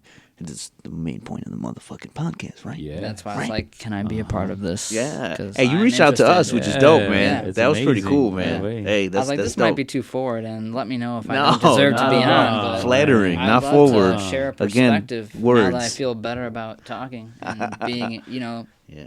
That's why right In away you this answer it. type I'm of like, yeah, bro. environment. We just need to set up a date and we'll be good. And but yeah, it's amazing to hear what you had to say today, bro. To me, like personally, like sometimes you need those moments where you find people that are going through the same shit that you're going through to be like, no, you know what, it's gonna be okay. Yeah. So hearing you out, just like it's like the same to others. They find like we were saying, like it's hard to find money wise or insurance wise to find mental health things, therapy or whatever helps you. So like this rewiring and people learning all these different things we do. Yeah, to that kinda are help us with essentially that. free. I mean, Essentially, Yes. a hobby of music does cost a lot of money, Yes. but Yeah. but it's a way of it's something totally better. a balance to life. Yeah. It's just the whole balance. That's to what I'm life. still working on. I'm not fully balanced right now. None Like- of us. We're all on the journey, man. Like I was thinking of an analogy on the way here, because like obviously the previous people you've had on here, like they're deep in the business in their respective areas. You Yeah. know, I'm kind of like fresh out on the fucking on the dock here. Like here I am. You know, so it's like, am I ready to be on here? And give my perspective. Is my perspective? Yeah. I'm gonna give you some valuable. advice that I told my friend Alan. You are the business, my friend. So when Voyager Freddie, he said, "Yo, I'm okay. Let's go." Just because, from my perspective, I understand But your that's journey. a negative perspective, and then my positive spin on it is well, like I'm at the beginning, like I'm Kid Goku right now. Oh, you're I in like that that cloud, reference. That's bro. where I'm at I like right that now. reference. It's like You get 10 cool points. because for the that. other day Trey was like gassing me up. He's like, "Your greatest engineer right here, the GOAT," and I was like, "No." I was like, "You don't say that." I'm like, no. He's like, "All right, fine." He's like, "The greatest upcoming." I was like, "That I won't dispute Yeah, nice. because that's what I'm trying to do." Yeah. How do you get better? Practice. I mean, music, I think you have to have some innate, natural thing inside you to just be able to catch it. But then after that, like, unless you're really gifted, like, I'm talking like Michael, gifted, bro, it's practice every day. Like, a lot of your favorite artists, practice. Ed Sheeran, obviously one of the I heard his he was story. terrible. Like a lot of those people were terrible, Mm. terrible. But they put in so many hours of work, so much dedication, and they got great. They got turned down a lot. They fucked up a lot, and they just kept going. So that's like one of my favorite things is to like, okay, how did Mac Miller get to be where he ended up? How did like you watch all the interviews and. I started noticing like trends of like their habits and what they do. Obviously, you don't pick up the bad habits that they do, Yeah. but when you watch a bunch of interviews about people and they're all saying the same thing, Oh. You notice something. ding, you should like, Yeah. you know, like have you ever read the book? Oh God, what is it? It's not Rich Dad Poor Dad, but it's oh, I can't think of it right now. We'll figure it out. Anyways, Text me at 2 a.m. Yeah, when you I remember. Oh, shit. I remember. I forgot what I said. Yeah. There it is. You guys I are forgot what I was saying. getting me contact here. Jeepers. Anyways, no, but the book is basically about a guy who studied like Rockefeller and like those industry giants as they came up. He was friends with all of them, came to be, but he interviewed it was like all these moguls. He was like, "What's your daily habits?" Was it Tim Ferriss? No, I don't know why. I have to look up the name of the book. I'm Yeah. like embarrassed that I don't know the name of it right now because I read it. Yeah, I'm pretty profound in the book's scope. Tim Ferriss did a book like that where he interviewed, I think, 50. Let me see. I love Tim Ferriss. I'm gonna find it. It wasn't Rich Dad Poor Dad. Think and Grow Rich by Napoleon Hill. Jesus. Ooh. Yeah, everyone tells you to read that book. It's like one of the number one bestsellers of all there you time. go. I read it finally over the summer. I was like, you know what? Because like those MLM people, they approach you and they're like, "Want to sell this product? Read this book." And you're like, Yeah. "Fuck off." But I actually read it for my own personal benefit, per se, not to really whatever. And I was like, whoa, this is crazy. This is a guy that studied all these great people for not just a short period of time, not just a 1 hour sit down, through their lives. Studied their habits, learned their philosophies that they live by. And he gathered them up into 12 different philosophies. Oh. Read these 12 philosophies. Some of them you're already doing. Oh. And me saying that, when you read it, you're like, oh, I know what he means. Oh. You're already doing those things. Interesting. But there's 12 of them to work on. Some of them are a little out there, but it's a mindset thing. If you train your mind, Yeah, absolutely. Yeah. it will happen. Absolutely. So when I say, like, I'm far from the end, I'm far. Yeah. You know? Because there's a lot to work on. But these 12 philosophies are insane. And that's evidence that, shit, if you studied those people for 25 years and cataloged their life and all the philosophies, and yeah, I'm going to read that, fine. That's what sold me on it. Not because someone told me to read it. A lot of people told me to read it. A lot of people tell me to watch this and that. I don't do it. I do it when I want, when I want to. Yeah, yeah. And I was like, let me check this out and read it. Yeah. You send me that book, I'll send you this book. Yeah. Get a little reading club going. I love that. yeah. Well, I love books just because I like learning. I mean, something that attracts my attention. Like you, I get lost in the sauce. I'm gonna go watch this video. I'm gonna go learn. I'm gonna read this. I like watching videos, and I like being hands-on. Yeah. I'm not a huge fan of reading books. I think books are super important because you have to have the knowledge base. Audio But I learn books. best like doing it, Visual. and just fucking up and doing My it. Audible app, I just re-upped, and I'm so happy because I got like 10 Nice. books on and I listen to it, so I can listen while doing other daily activities, Like working driving, out, which is what I've been doing on my. I'm not listening to music anymore on the way here or back Exactly. because I'm listening Yeah. to it here. My And- ears need to be sharp for here, Also, So I'm listening to your guys' podcast a lot, Thank South you, by man. South. Thank you. I'm Yeah. listening to that a lot, and Yeah. just other podcasts and things like that. So that's dope, man.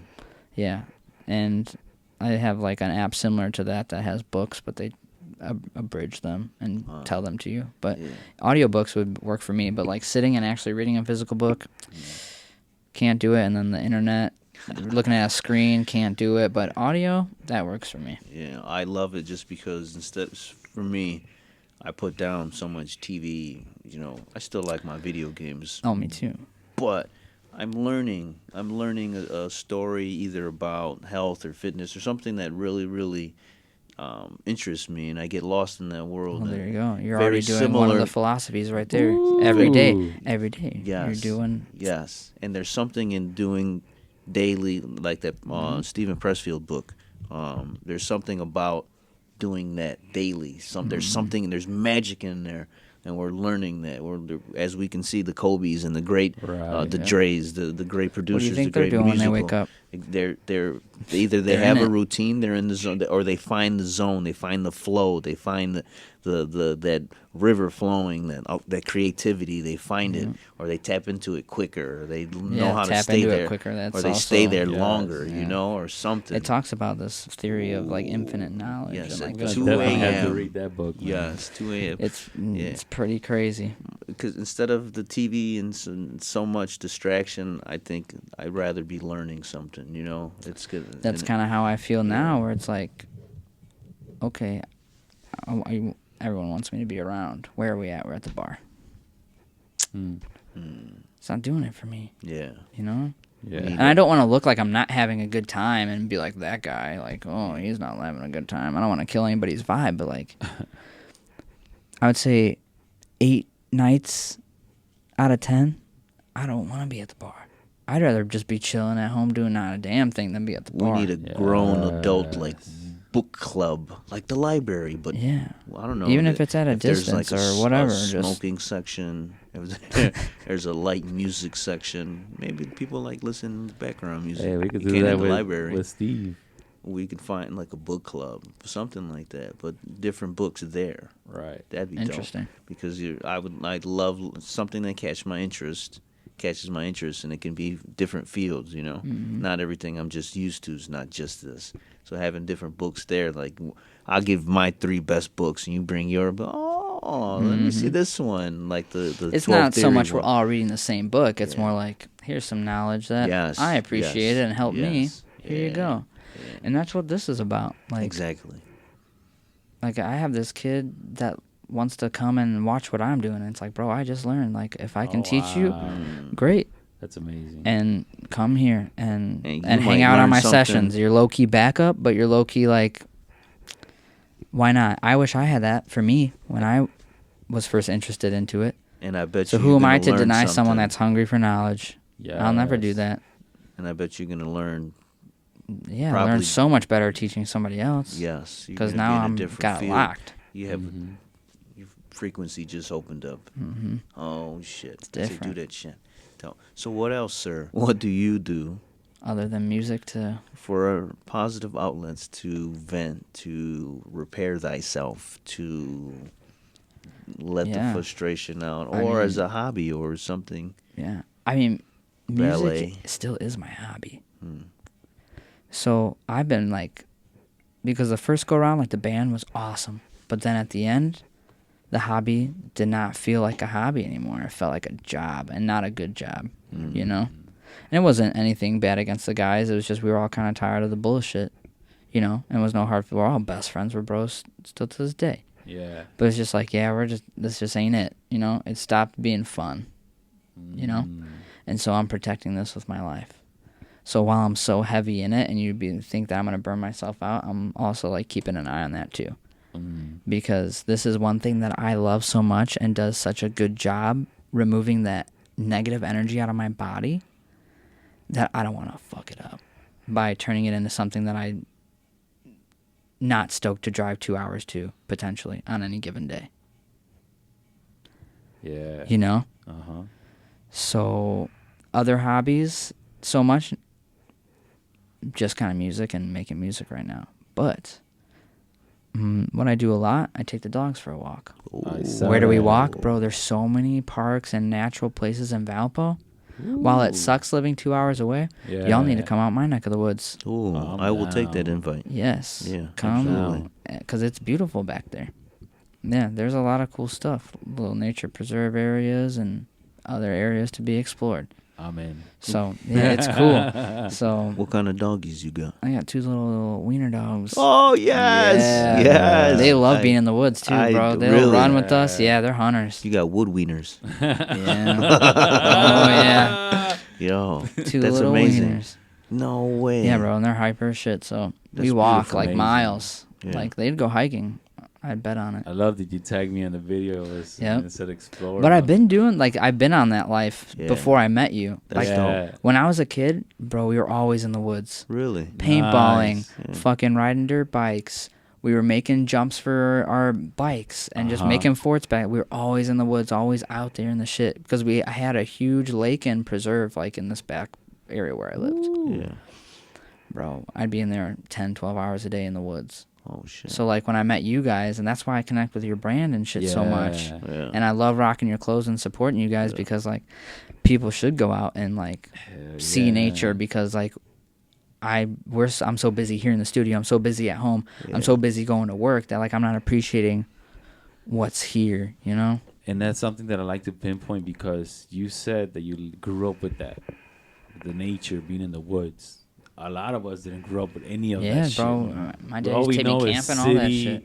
All we know is fucking those stories about fucking playing sports. Those concrete alleys. jungle. Well, y'all didn't live in Concrete Indiana jungle. like I did. Is that where you grew up, Indiana? Yeah, I've been in Indiana my whole life. So now that when I moved to Nashville, I had the outside perspective of having a different lifestyle. Yeah, that was a crazy Available. switch up for you, wasn't it? Yeah, crazy. Different. And Isn't then I life came so much back. slower and better?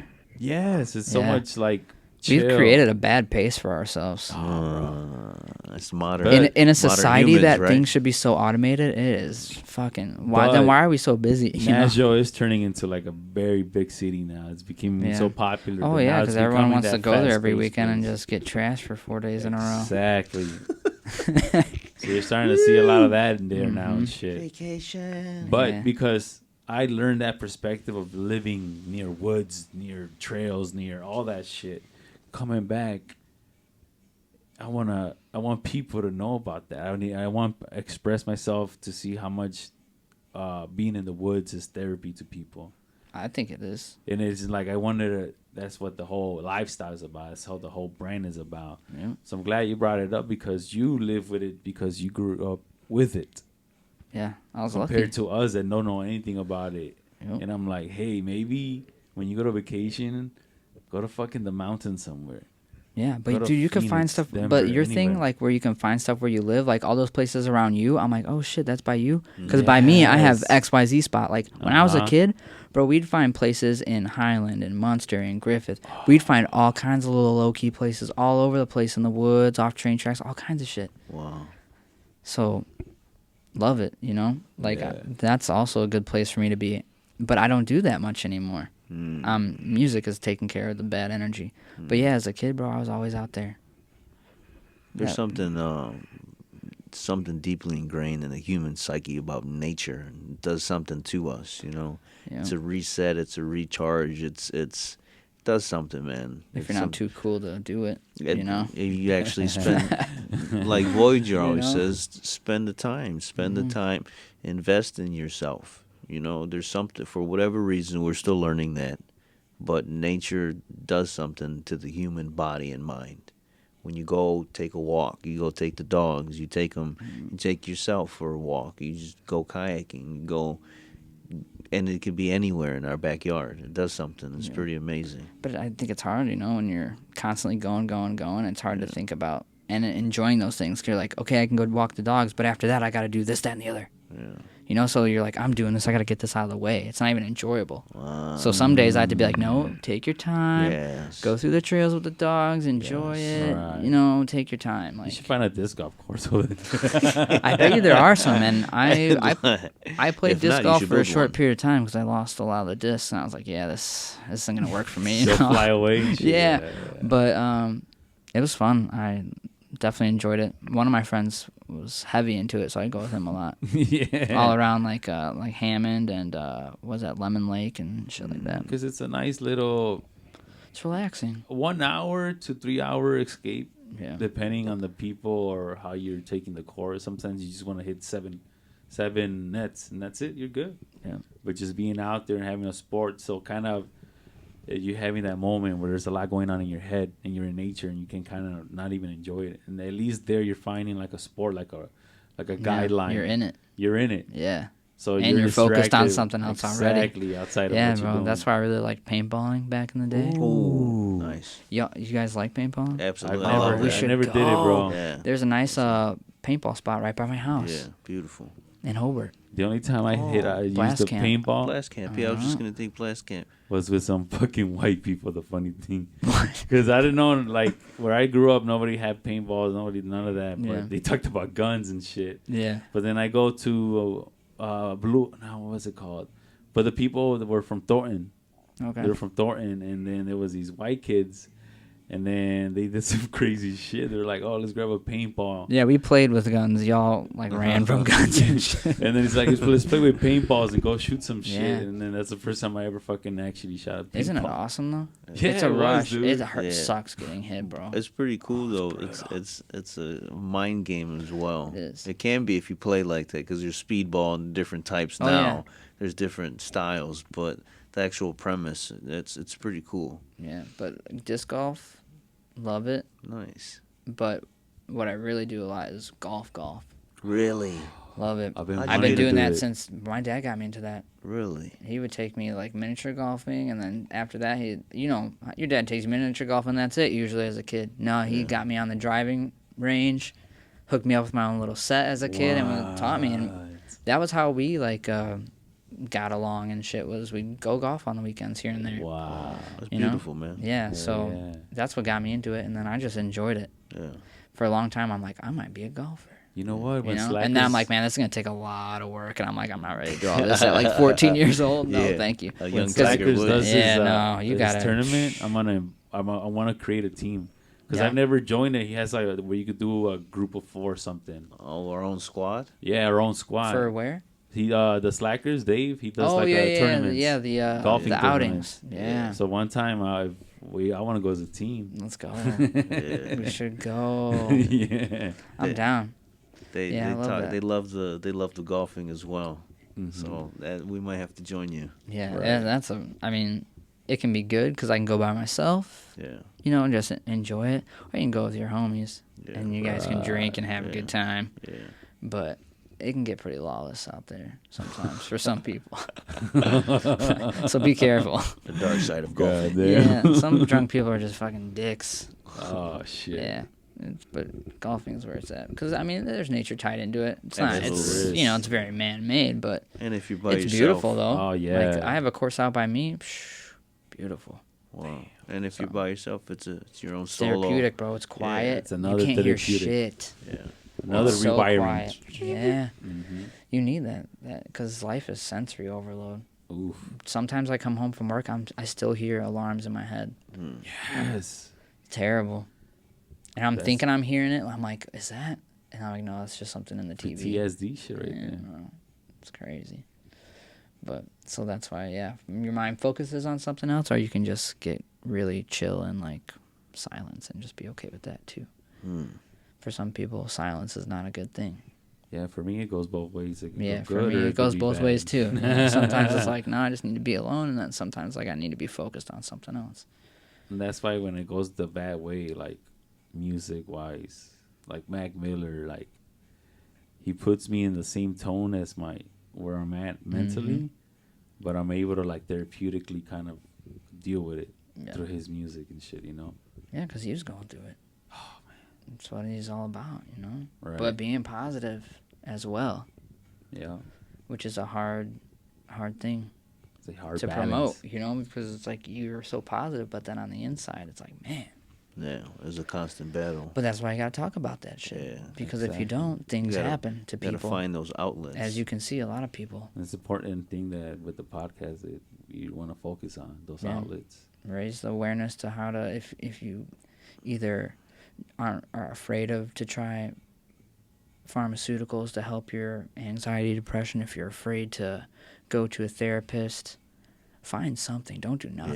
Yeah. Yeah. There's Because answers out that's there. the thing. Because I mean, I'm a nurse, and yeah, should I be afraid to go to a therapist? I don't even like going to the dentist. I don't like going to the doctor. Yeah. I don't, and I just don't. A lot of people have that. So if you're not gonna do that, then take care of yourself one way or another. Eat well. Do it all, because don't let yourself go down that road, because you're gonna hate yourself later for it. As an alien on this planet, I'm gonna give you my journal note. We talk to Alan and we speak to other individuals like you. He was an urban psychologist. What was his title? Oh, really? Urban psychologist, yeah. So there's people, I think, that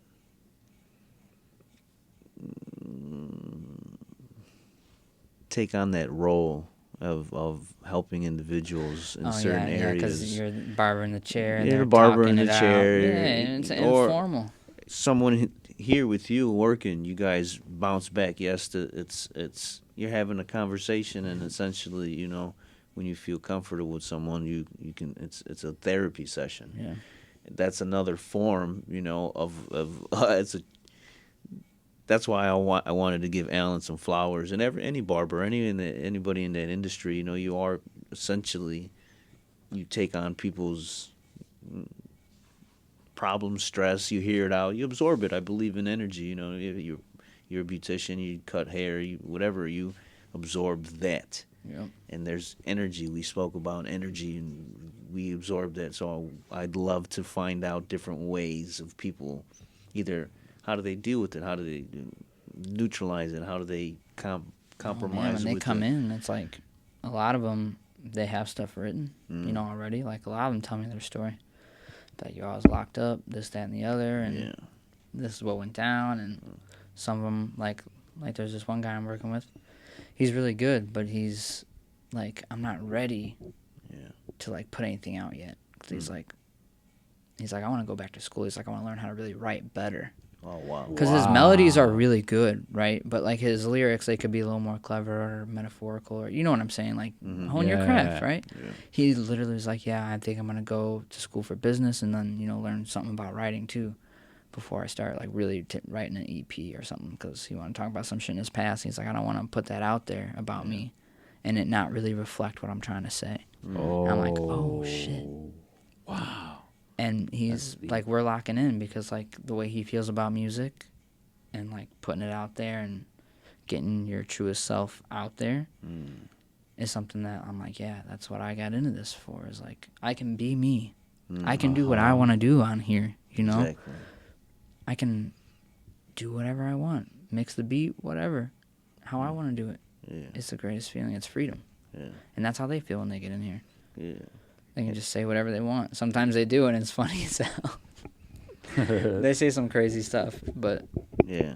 that's their therapy. They get it out. Exactly. They get it out, They get and it they out. found it. And this is another, although it's not a professional Yeah, but setting. but then society looks bad on rap music and shit like that. But it's like you don't realize that. we can all Well, some agree. people obviously do it for money. Yeah. But deep down, they're talented and they have something they have to get that's therapy for them. A lot of them. Mm-hmm. And why degrade that and say that that's not noble or that's not good? I mean, sure, maybe it might not send the right message all the time, but they get it out. Right. The media doesn't send the right message all the time, but they get it out. Yeah. Right? Yeah. Just teach your kids.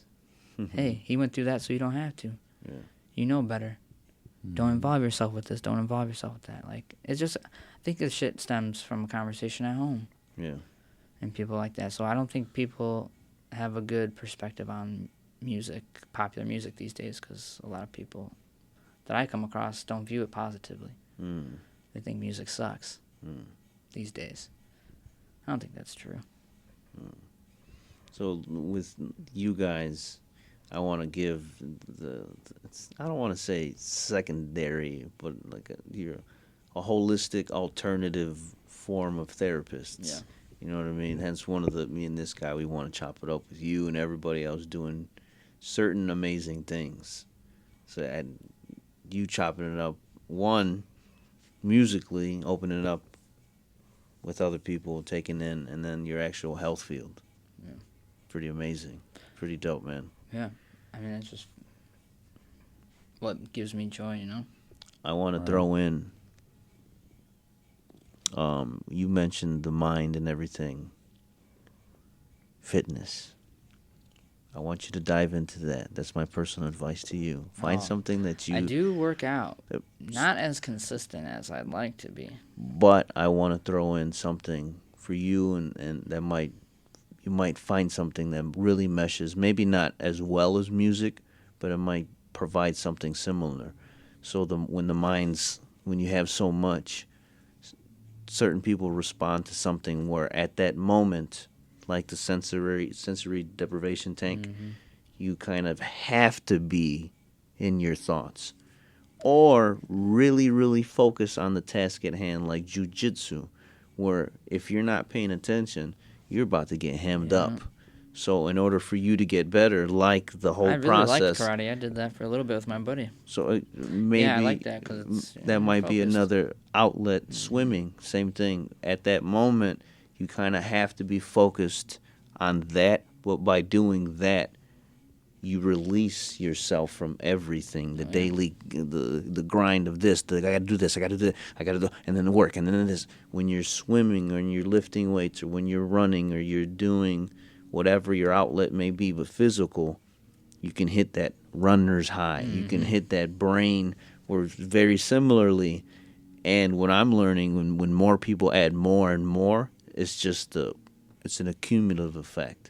More dope shit happens. Oh, yeah. So we're on the journey. Like, not and that's only where I'm we at, want to trying learn, find but we're also balance, trying to share. Oh, absolutely, man. You gotta have that Yeah. one thing in every department. So- Physical, mental. Yes. You have to check Add those in. boxes to be whole and to be. Once at I your get the final gym, level. I got you. We're gonna create Yes. something beautiful, man. You know what I really miss? Because I mean, I like working out. Mhm. I mostly like my a girl got me on Peloton. Nice. So I'd be going hard on that. That's its own little culture. Yeah, That's so its own I don't little- lift as much weights, but Yeah. I'll do that because that's smart fitness. You know, you're burning and the hits and all that. You know, that I love hit the training. interactiveness of it. Yeah, so that's cool. But working out, it's hard for me to stay consistent with working out because I Mm. like to work out with a purpose. Ooh. And for me, my purpose used to be like soccer, Oh. or like way back when I first got introduced to weightlifting, it was like wrestling. Mm. You know, Shout out to Japan. Oh, what? Shout out to Japan. Fucking. Why Japan? They beat who was in England? No, Germany. For what? Soccer. World Cup. World Cup. Oh shit! going on okay. right now. Oh It was- shit! it was- My brain was in a La La Land. My bad. It was in a shock. It was like a big shock. 'Cause Really? Germany's one of the biggest teams. Oh, And shit. Thought I Japan saw. came I back. could be wrong, but did not Argentina? Didn't they lose the other day? Saudi Arabia Big beat Argentina upset. 2-1. Big upset. Terrible. Yes. But I was watching the highlight reel. I was like, I can't be reading this right. That's Oh, why I'm wow. like, is this right? Did I see that Yeah, right? Because bro. they got their ass handed to them. Oh shit! Couldn't believe it. Yes. But soccer, I miss a lot. That I like to run. You know, I don't hate it. It hurts the body a little bit, but you push through that. You get to that level because you know it sucks. It sucks. And then once you keep running, you get past that, and then you're like, I can run for days. Yeah. You know, Yeah. that's what I liked about soccer. This is purposeful running because just lifting and running in the gym, like I get bored. Yeah. You know, my mind needs to be stimulated. I think. That's That's what I'm so saying. that's where soccer was the best. But these days, it's Beautiful. like, man, I feel like if I tried to do that now, probably hurt myself. Got it easy. But I need to find people to play soccer with too. Okay. Like, there's We nobody. can Like, I'm set in that up, Valpo, but I man. know nobody. You Okay. know. We're gonna start trying to do, like you said. I'm in agreement with you that what is there to do for grown adults besides going to the bar and drinking? You know, Right. there's only so much. No. All right. What if we have a soccer club? What if we have, Tuesday, Thursdays softball, and then Yeah. fucking Shoot, we can drink dodgeball? after the games Exactly. if that's what you want to do. There's a running club or whatever. Just Something. figure out more. how many numbers we need. Say, hey, Figure it out. 10 and 10. But, you know, We're Whoever working wants on to it. sign up, come in. Well, the reason I like being on here because I have selfish reasons. Every time I communicate with someone, I learn a lot. I learn a lot from you that I can plug in for my daily life. Like, and that's what I learned from listening to you guys. Like, thank you or, for or it listening. validates your own Yes. thoughts because you're like, am I crazy for thinking this way? And then you hear a lot of people say the same thing, and you're like, no, I'm not. Yeah. Yup. I'm not crazy. Because people make you feel like you're crazy. It's another advice Exactly. that I've learned throughout. I'm gonna say this very respectfully. Fuck what people think.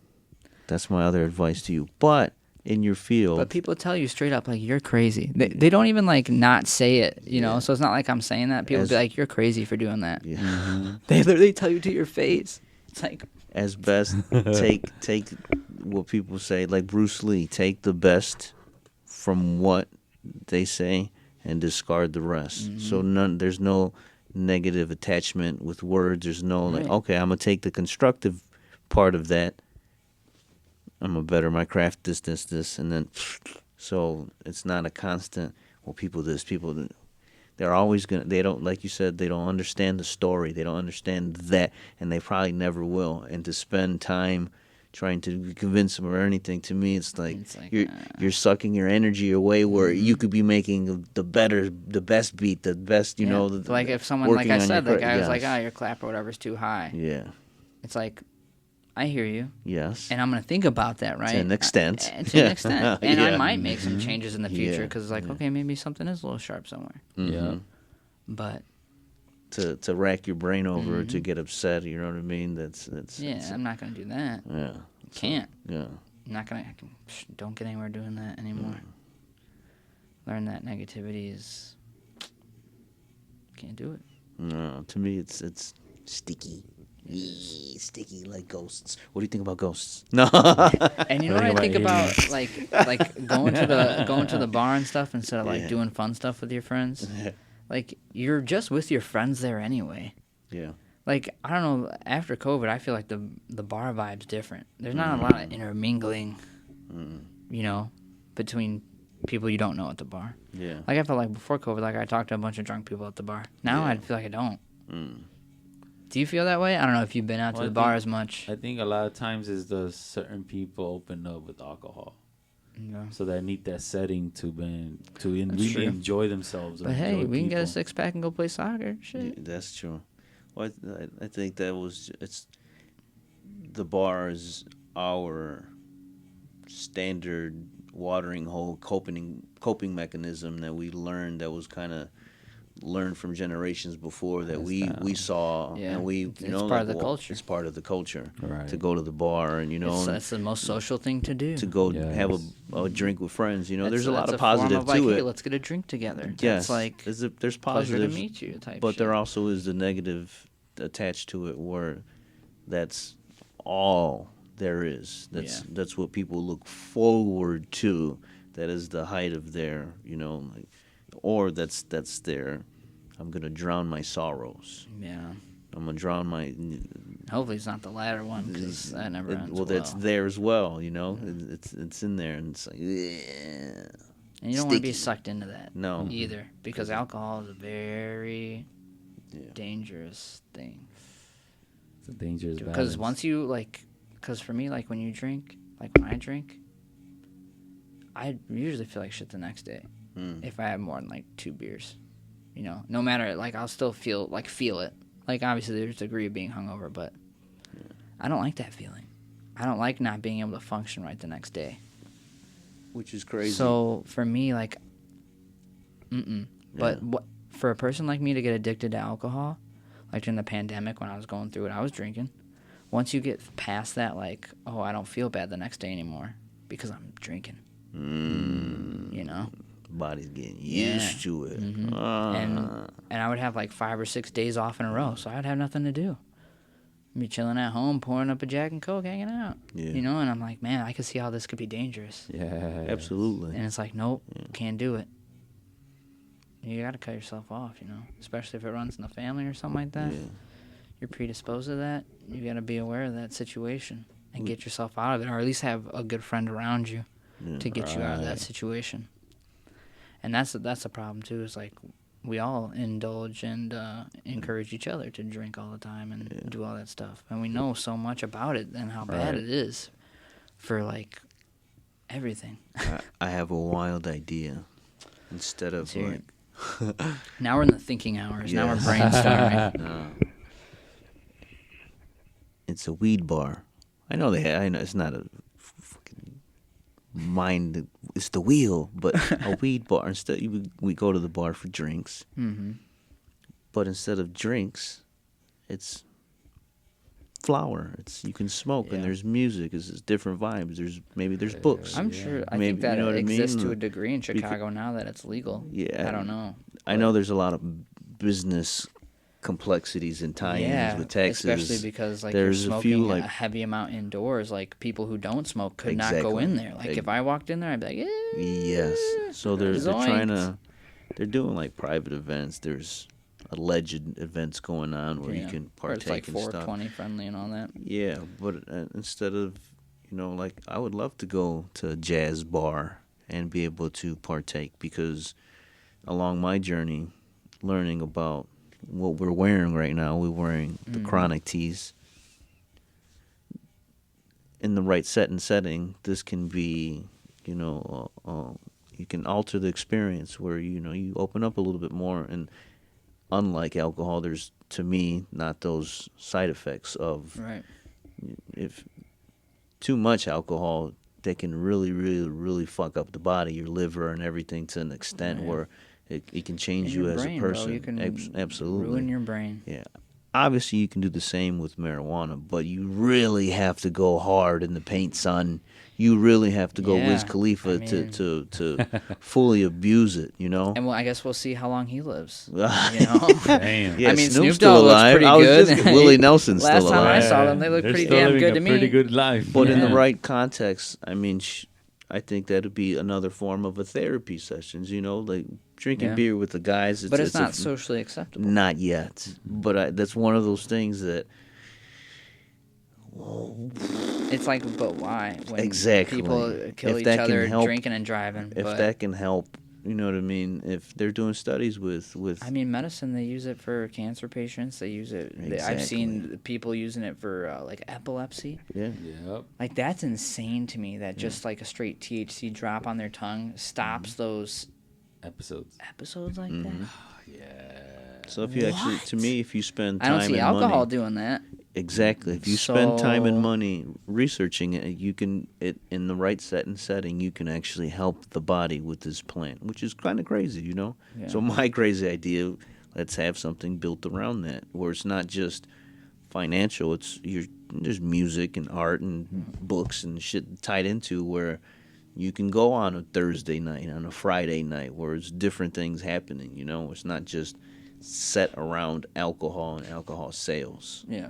So that was just my crazy. You're saying idea. you can walk in, be like, yes, I'll take a joint of that fine kush there. Yes. And then, shit, if I want to read A Tale of Two Cities and get high, I could. That's what yes, you're saying. and then in the back area you'll have the jazz bar. Yeah. You have the Or on a different floor, so that way it can be quiet for Exact- people that yes. want to read. Yeah, yes. You already know. That is actually insane. That is a crazy idea. I mean, It's I would like be a- there if there's different Like, if your musical favorite thing talents. to do is to get high and play video games or something There's like a that. video there's game that room. for you. I don't know how big my warehouse is, I but mean- I'm getting more ideas. Yeah. Yeah, I mean, But there's a lot of red tape and a lot of societal things, and it's that would. so as being like you said, wearing two different faces, like a Men in Black individual. How does that make you feel that we have a plant here that can help individuals, but you in the actual nursing field, you're in the trenches, Yeah, can't. but can't really partake yourself or help others with that journey? Yeah, or How like does that? recommend that or nothing? Yeah. How does that make you feel? It's tough, you know, because like I said, when I was younger, like I was raised by two old Catholics, and all drugs were bad, Yeah. you know. But I wasn't naive. The In high evil school, lettuce. I definitely smoked. It made music amazing. It made food amazing. I never felt bad after doing it. I see the argument that you don't know what's in it and people could lace it. Yeah, okay, I do see that argument. But where's the argument when it's coming from dispensaries then? That's true. So, okay, I see that argument. But I never, and people around me and everybody that smokes, like I don't see it negatively affecting their lives. Other than, yeah, it costs money. Yeah. But you don't go to the bar, do you? I mean, honestly, as much as your friends probably do. You asking me? Well, yeah, both of you guys, Oh, since you're no. more smokers than drinkers, I would assume. Yeah, no. Since All right, so you're not spending $60 to $100 a week at the bar because you know that's what your friends spend, especially on food there and all that shit. Yeah. You're not spending that. real quick. So you're spending that on weed, or probably even a little bit less than that, depending on how much you smoke, whatever. And a pizza. And an occasional pizza here or there. But guess what? You're also able to Or function, Buzzin' Barbecue. and you're Hey, nice inspired shout to out. do Cha-ching. shit. yeah. You know. So, yeah, I don't understand why it took so long Yeah. for it to even be where it's at.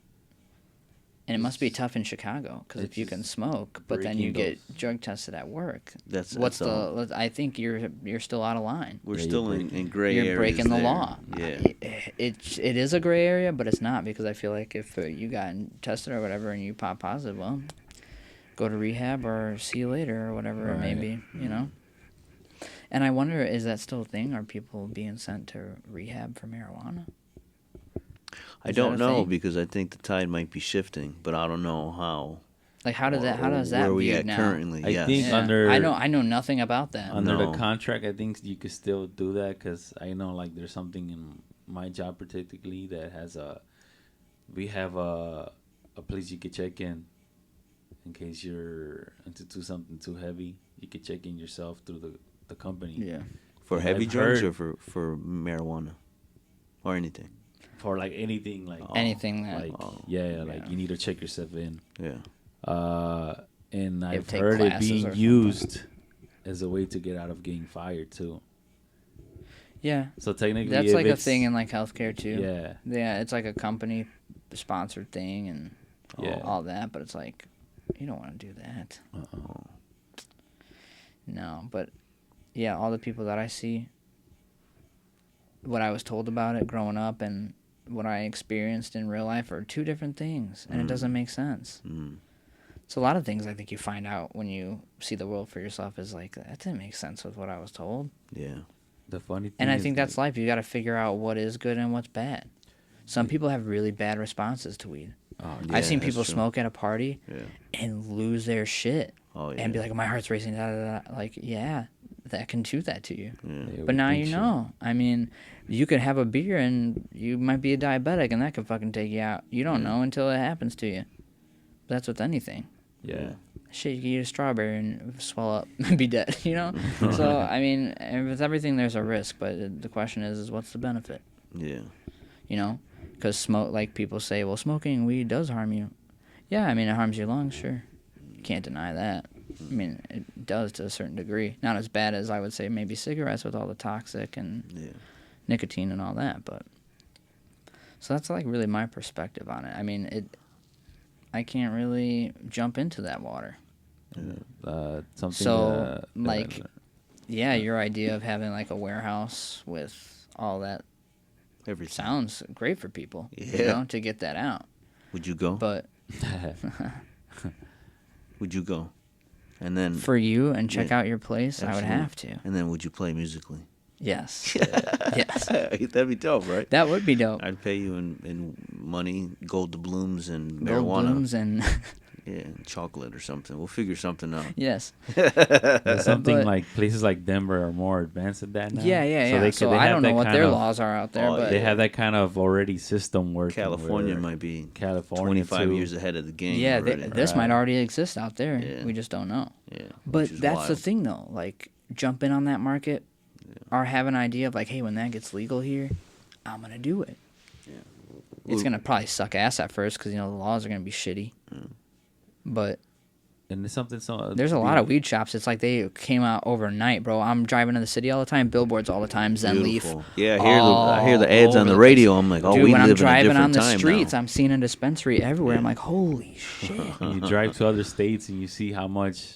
I never how much thought this would open be it is the everywhere future. else I and never shit. thought it would be like this, even. Yeah, Like, I never did. Like, the Wild West. yeah, because it didn't seem like this was going to be a good trajectory for weed.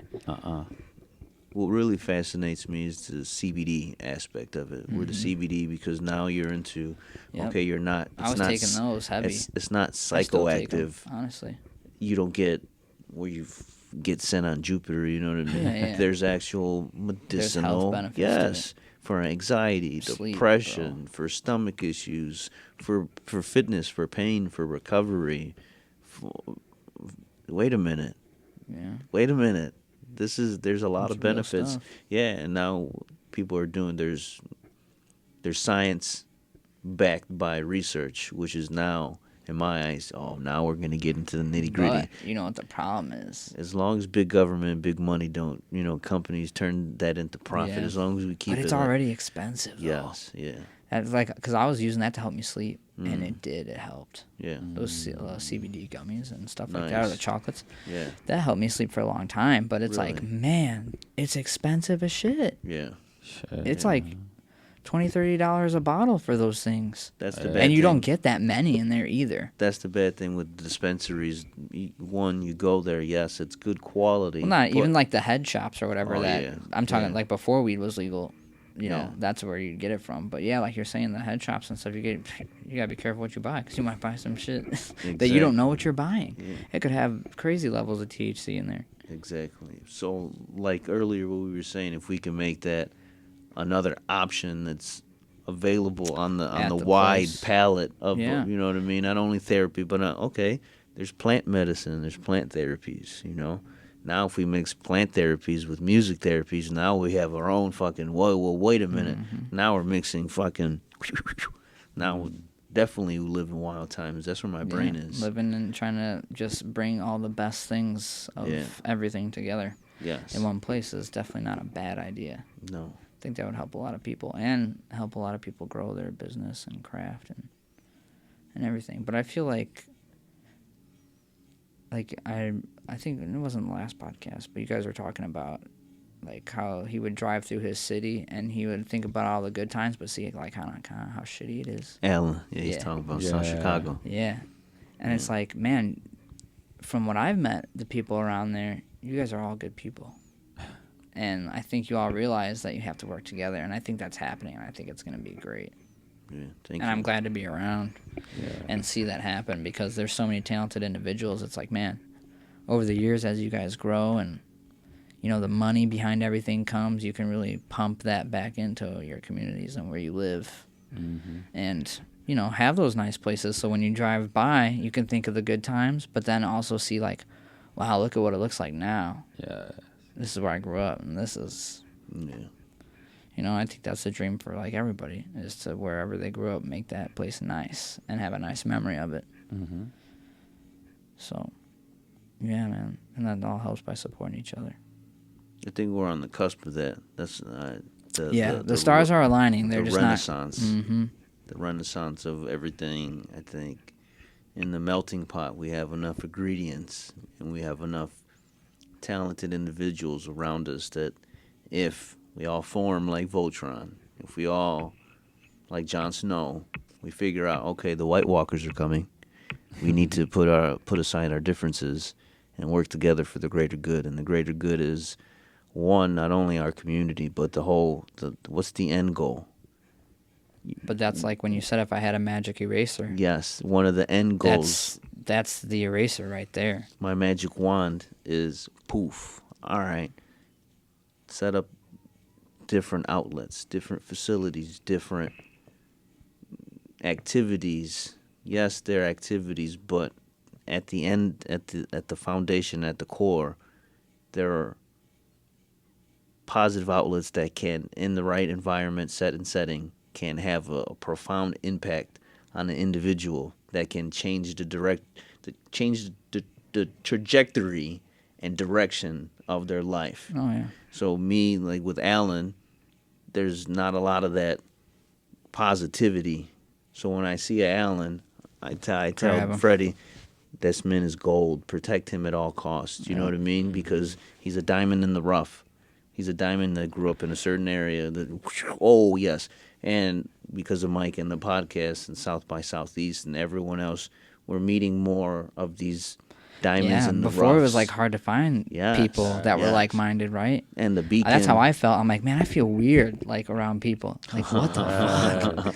You know, like, as I got older and my mind started changing and things happened, it's like, I feel, like, weird, you know? But then I started meeting people like you and stuff like that. And it's like, okay, they're not that hard to find. Yeah, when you're operating at the right frequency. Yes, and I think we're putting our own vibes out there. Whatever we actually genuinely, truly vibe with, if you put it out there, we're noticing that other people's picking up on that. Yeah, I like that. I like your vibe. They mesh well. And that's kind of something that a lot of my clients have told me. Mm. They're like, you're different, bro. And like when they say that, like after we record, I'm like, oh, what does that mean? Because sometimes that could be like, I like you and this was fun, but you're different and you're not really my type of guy, you know?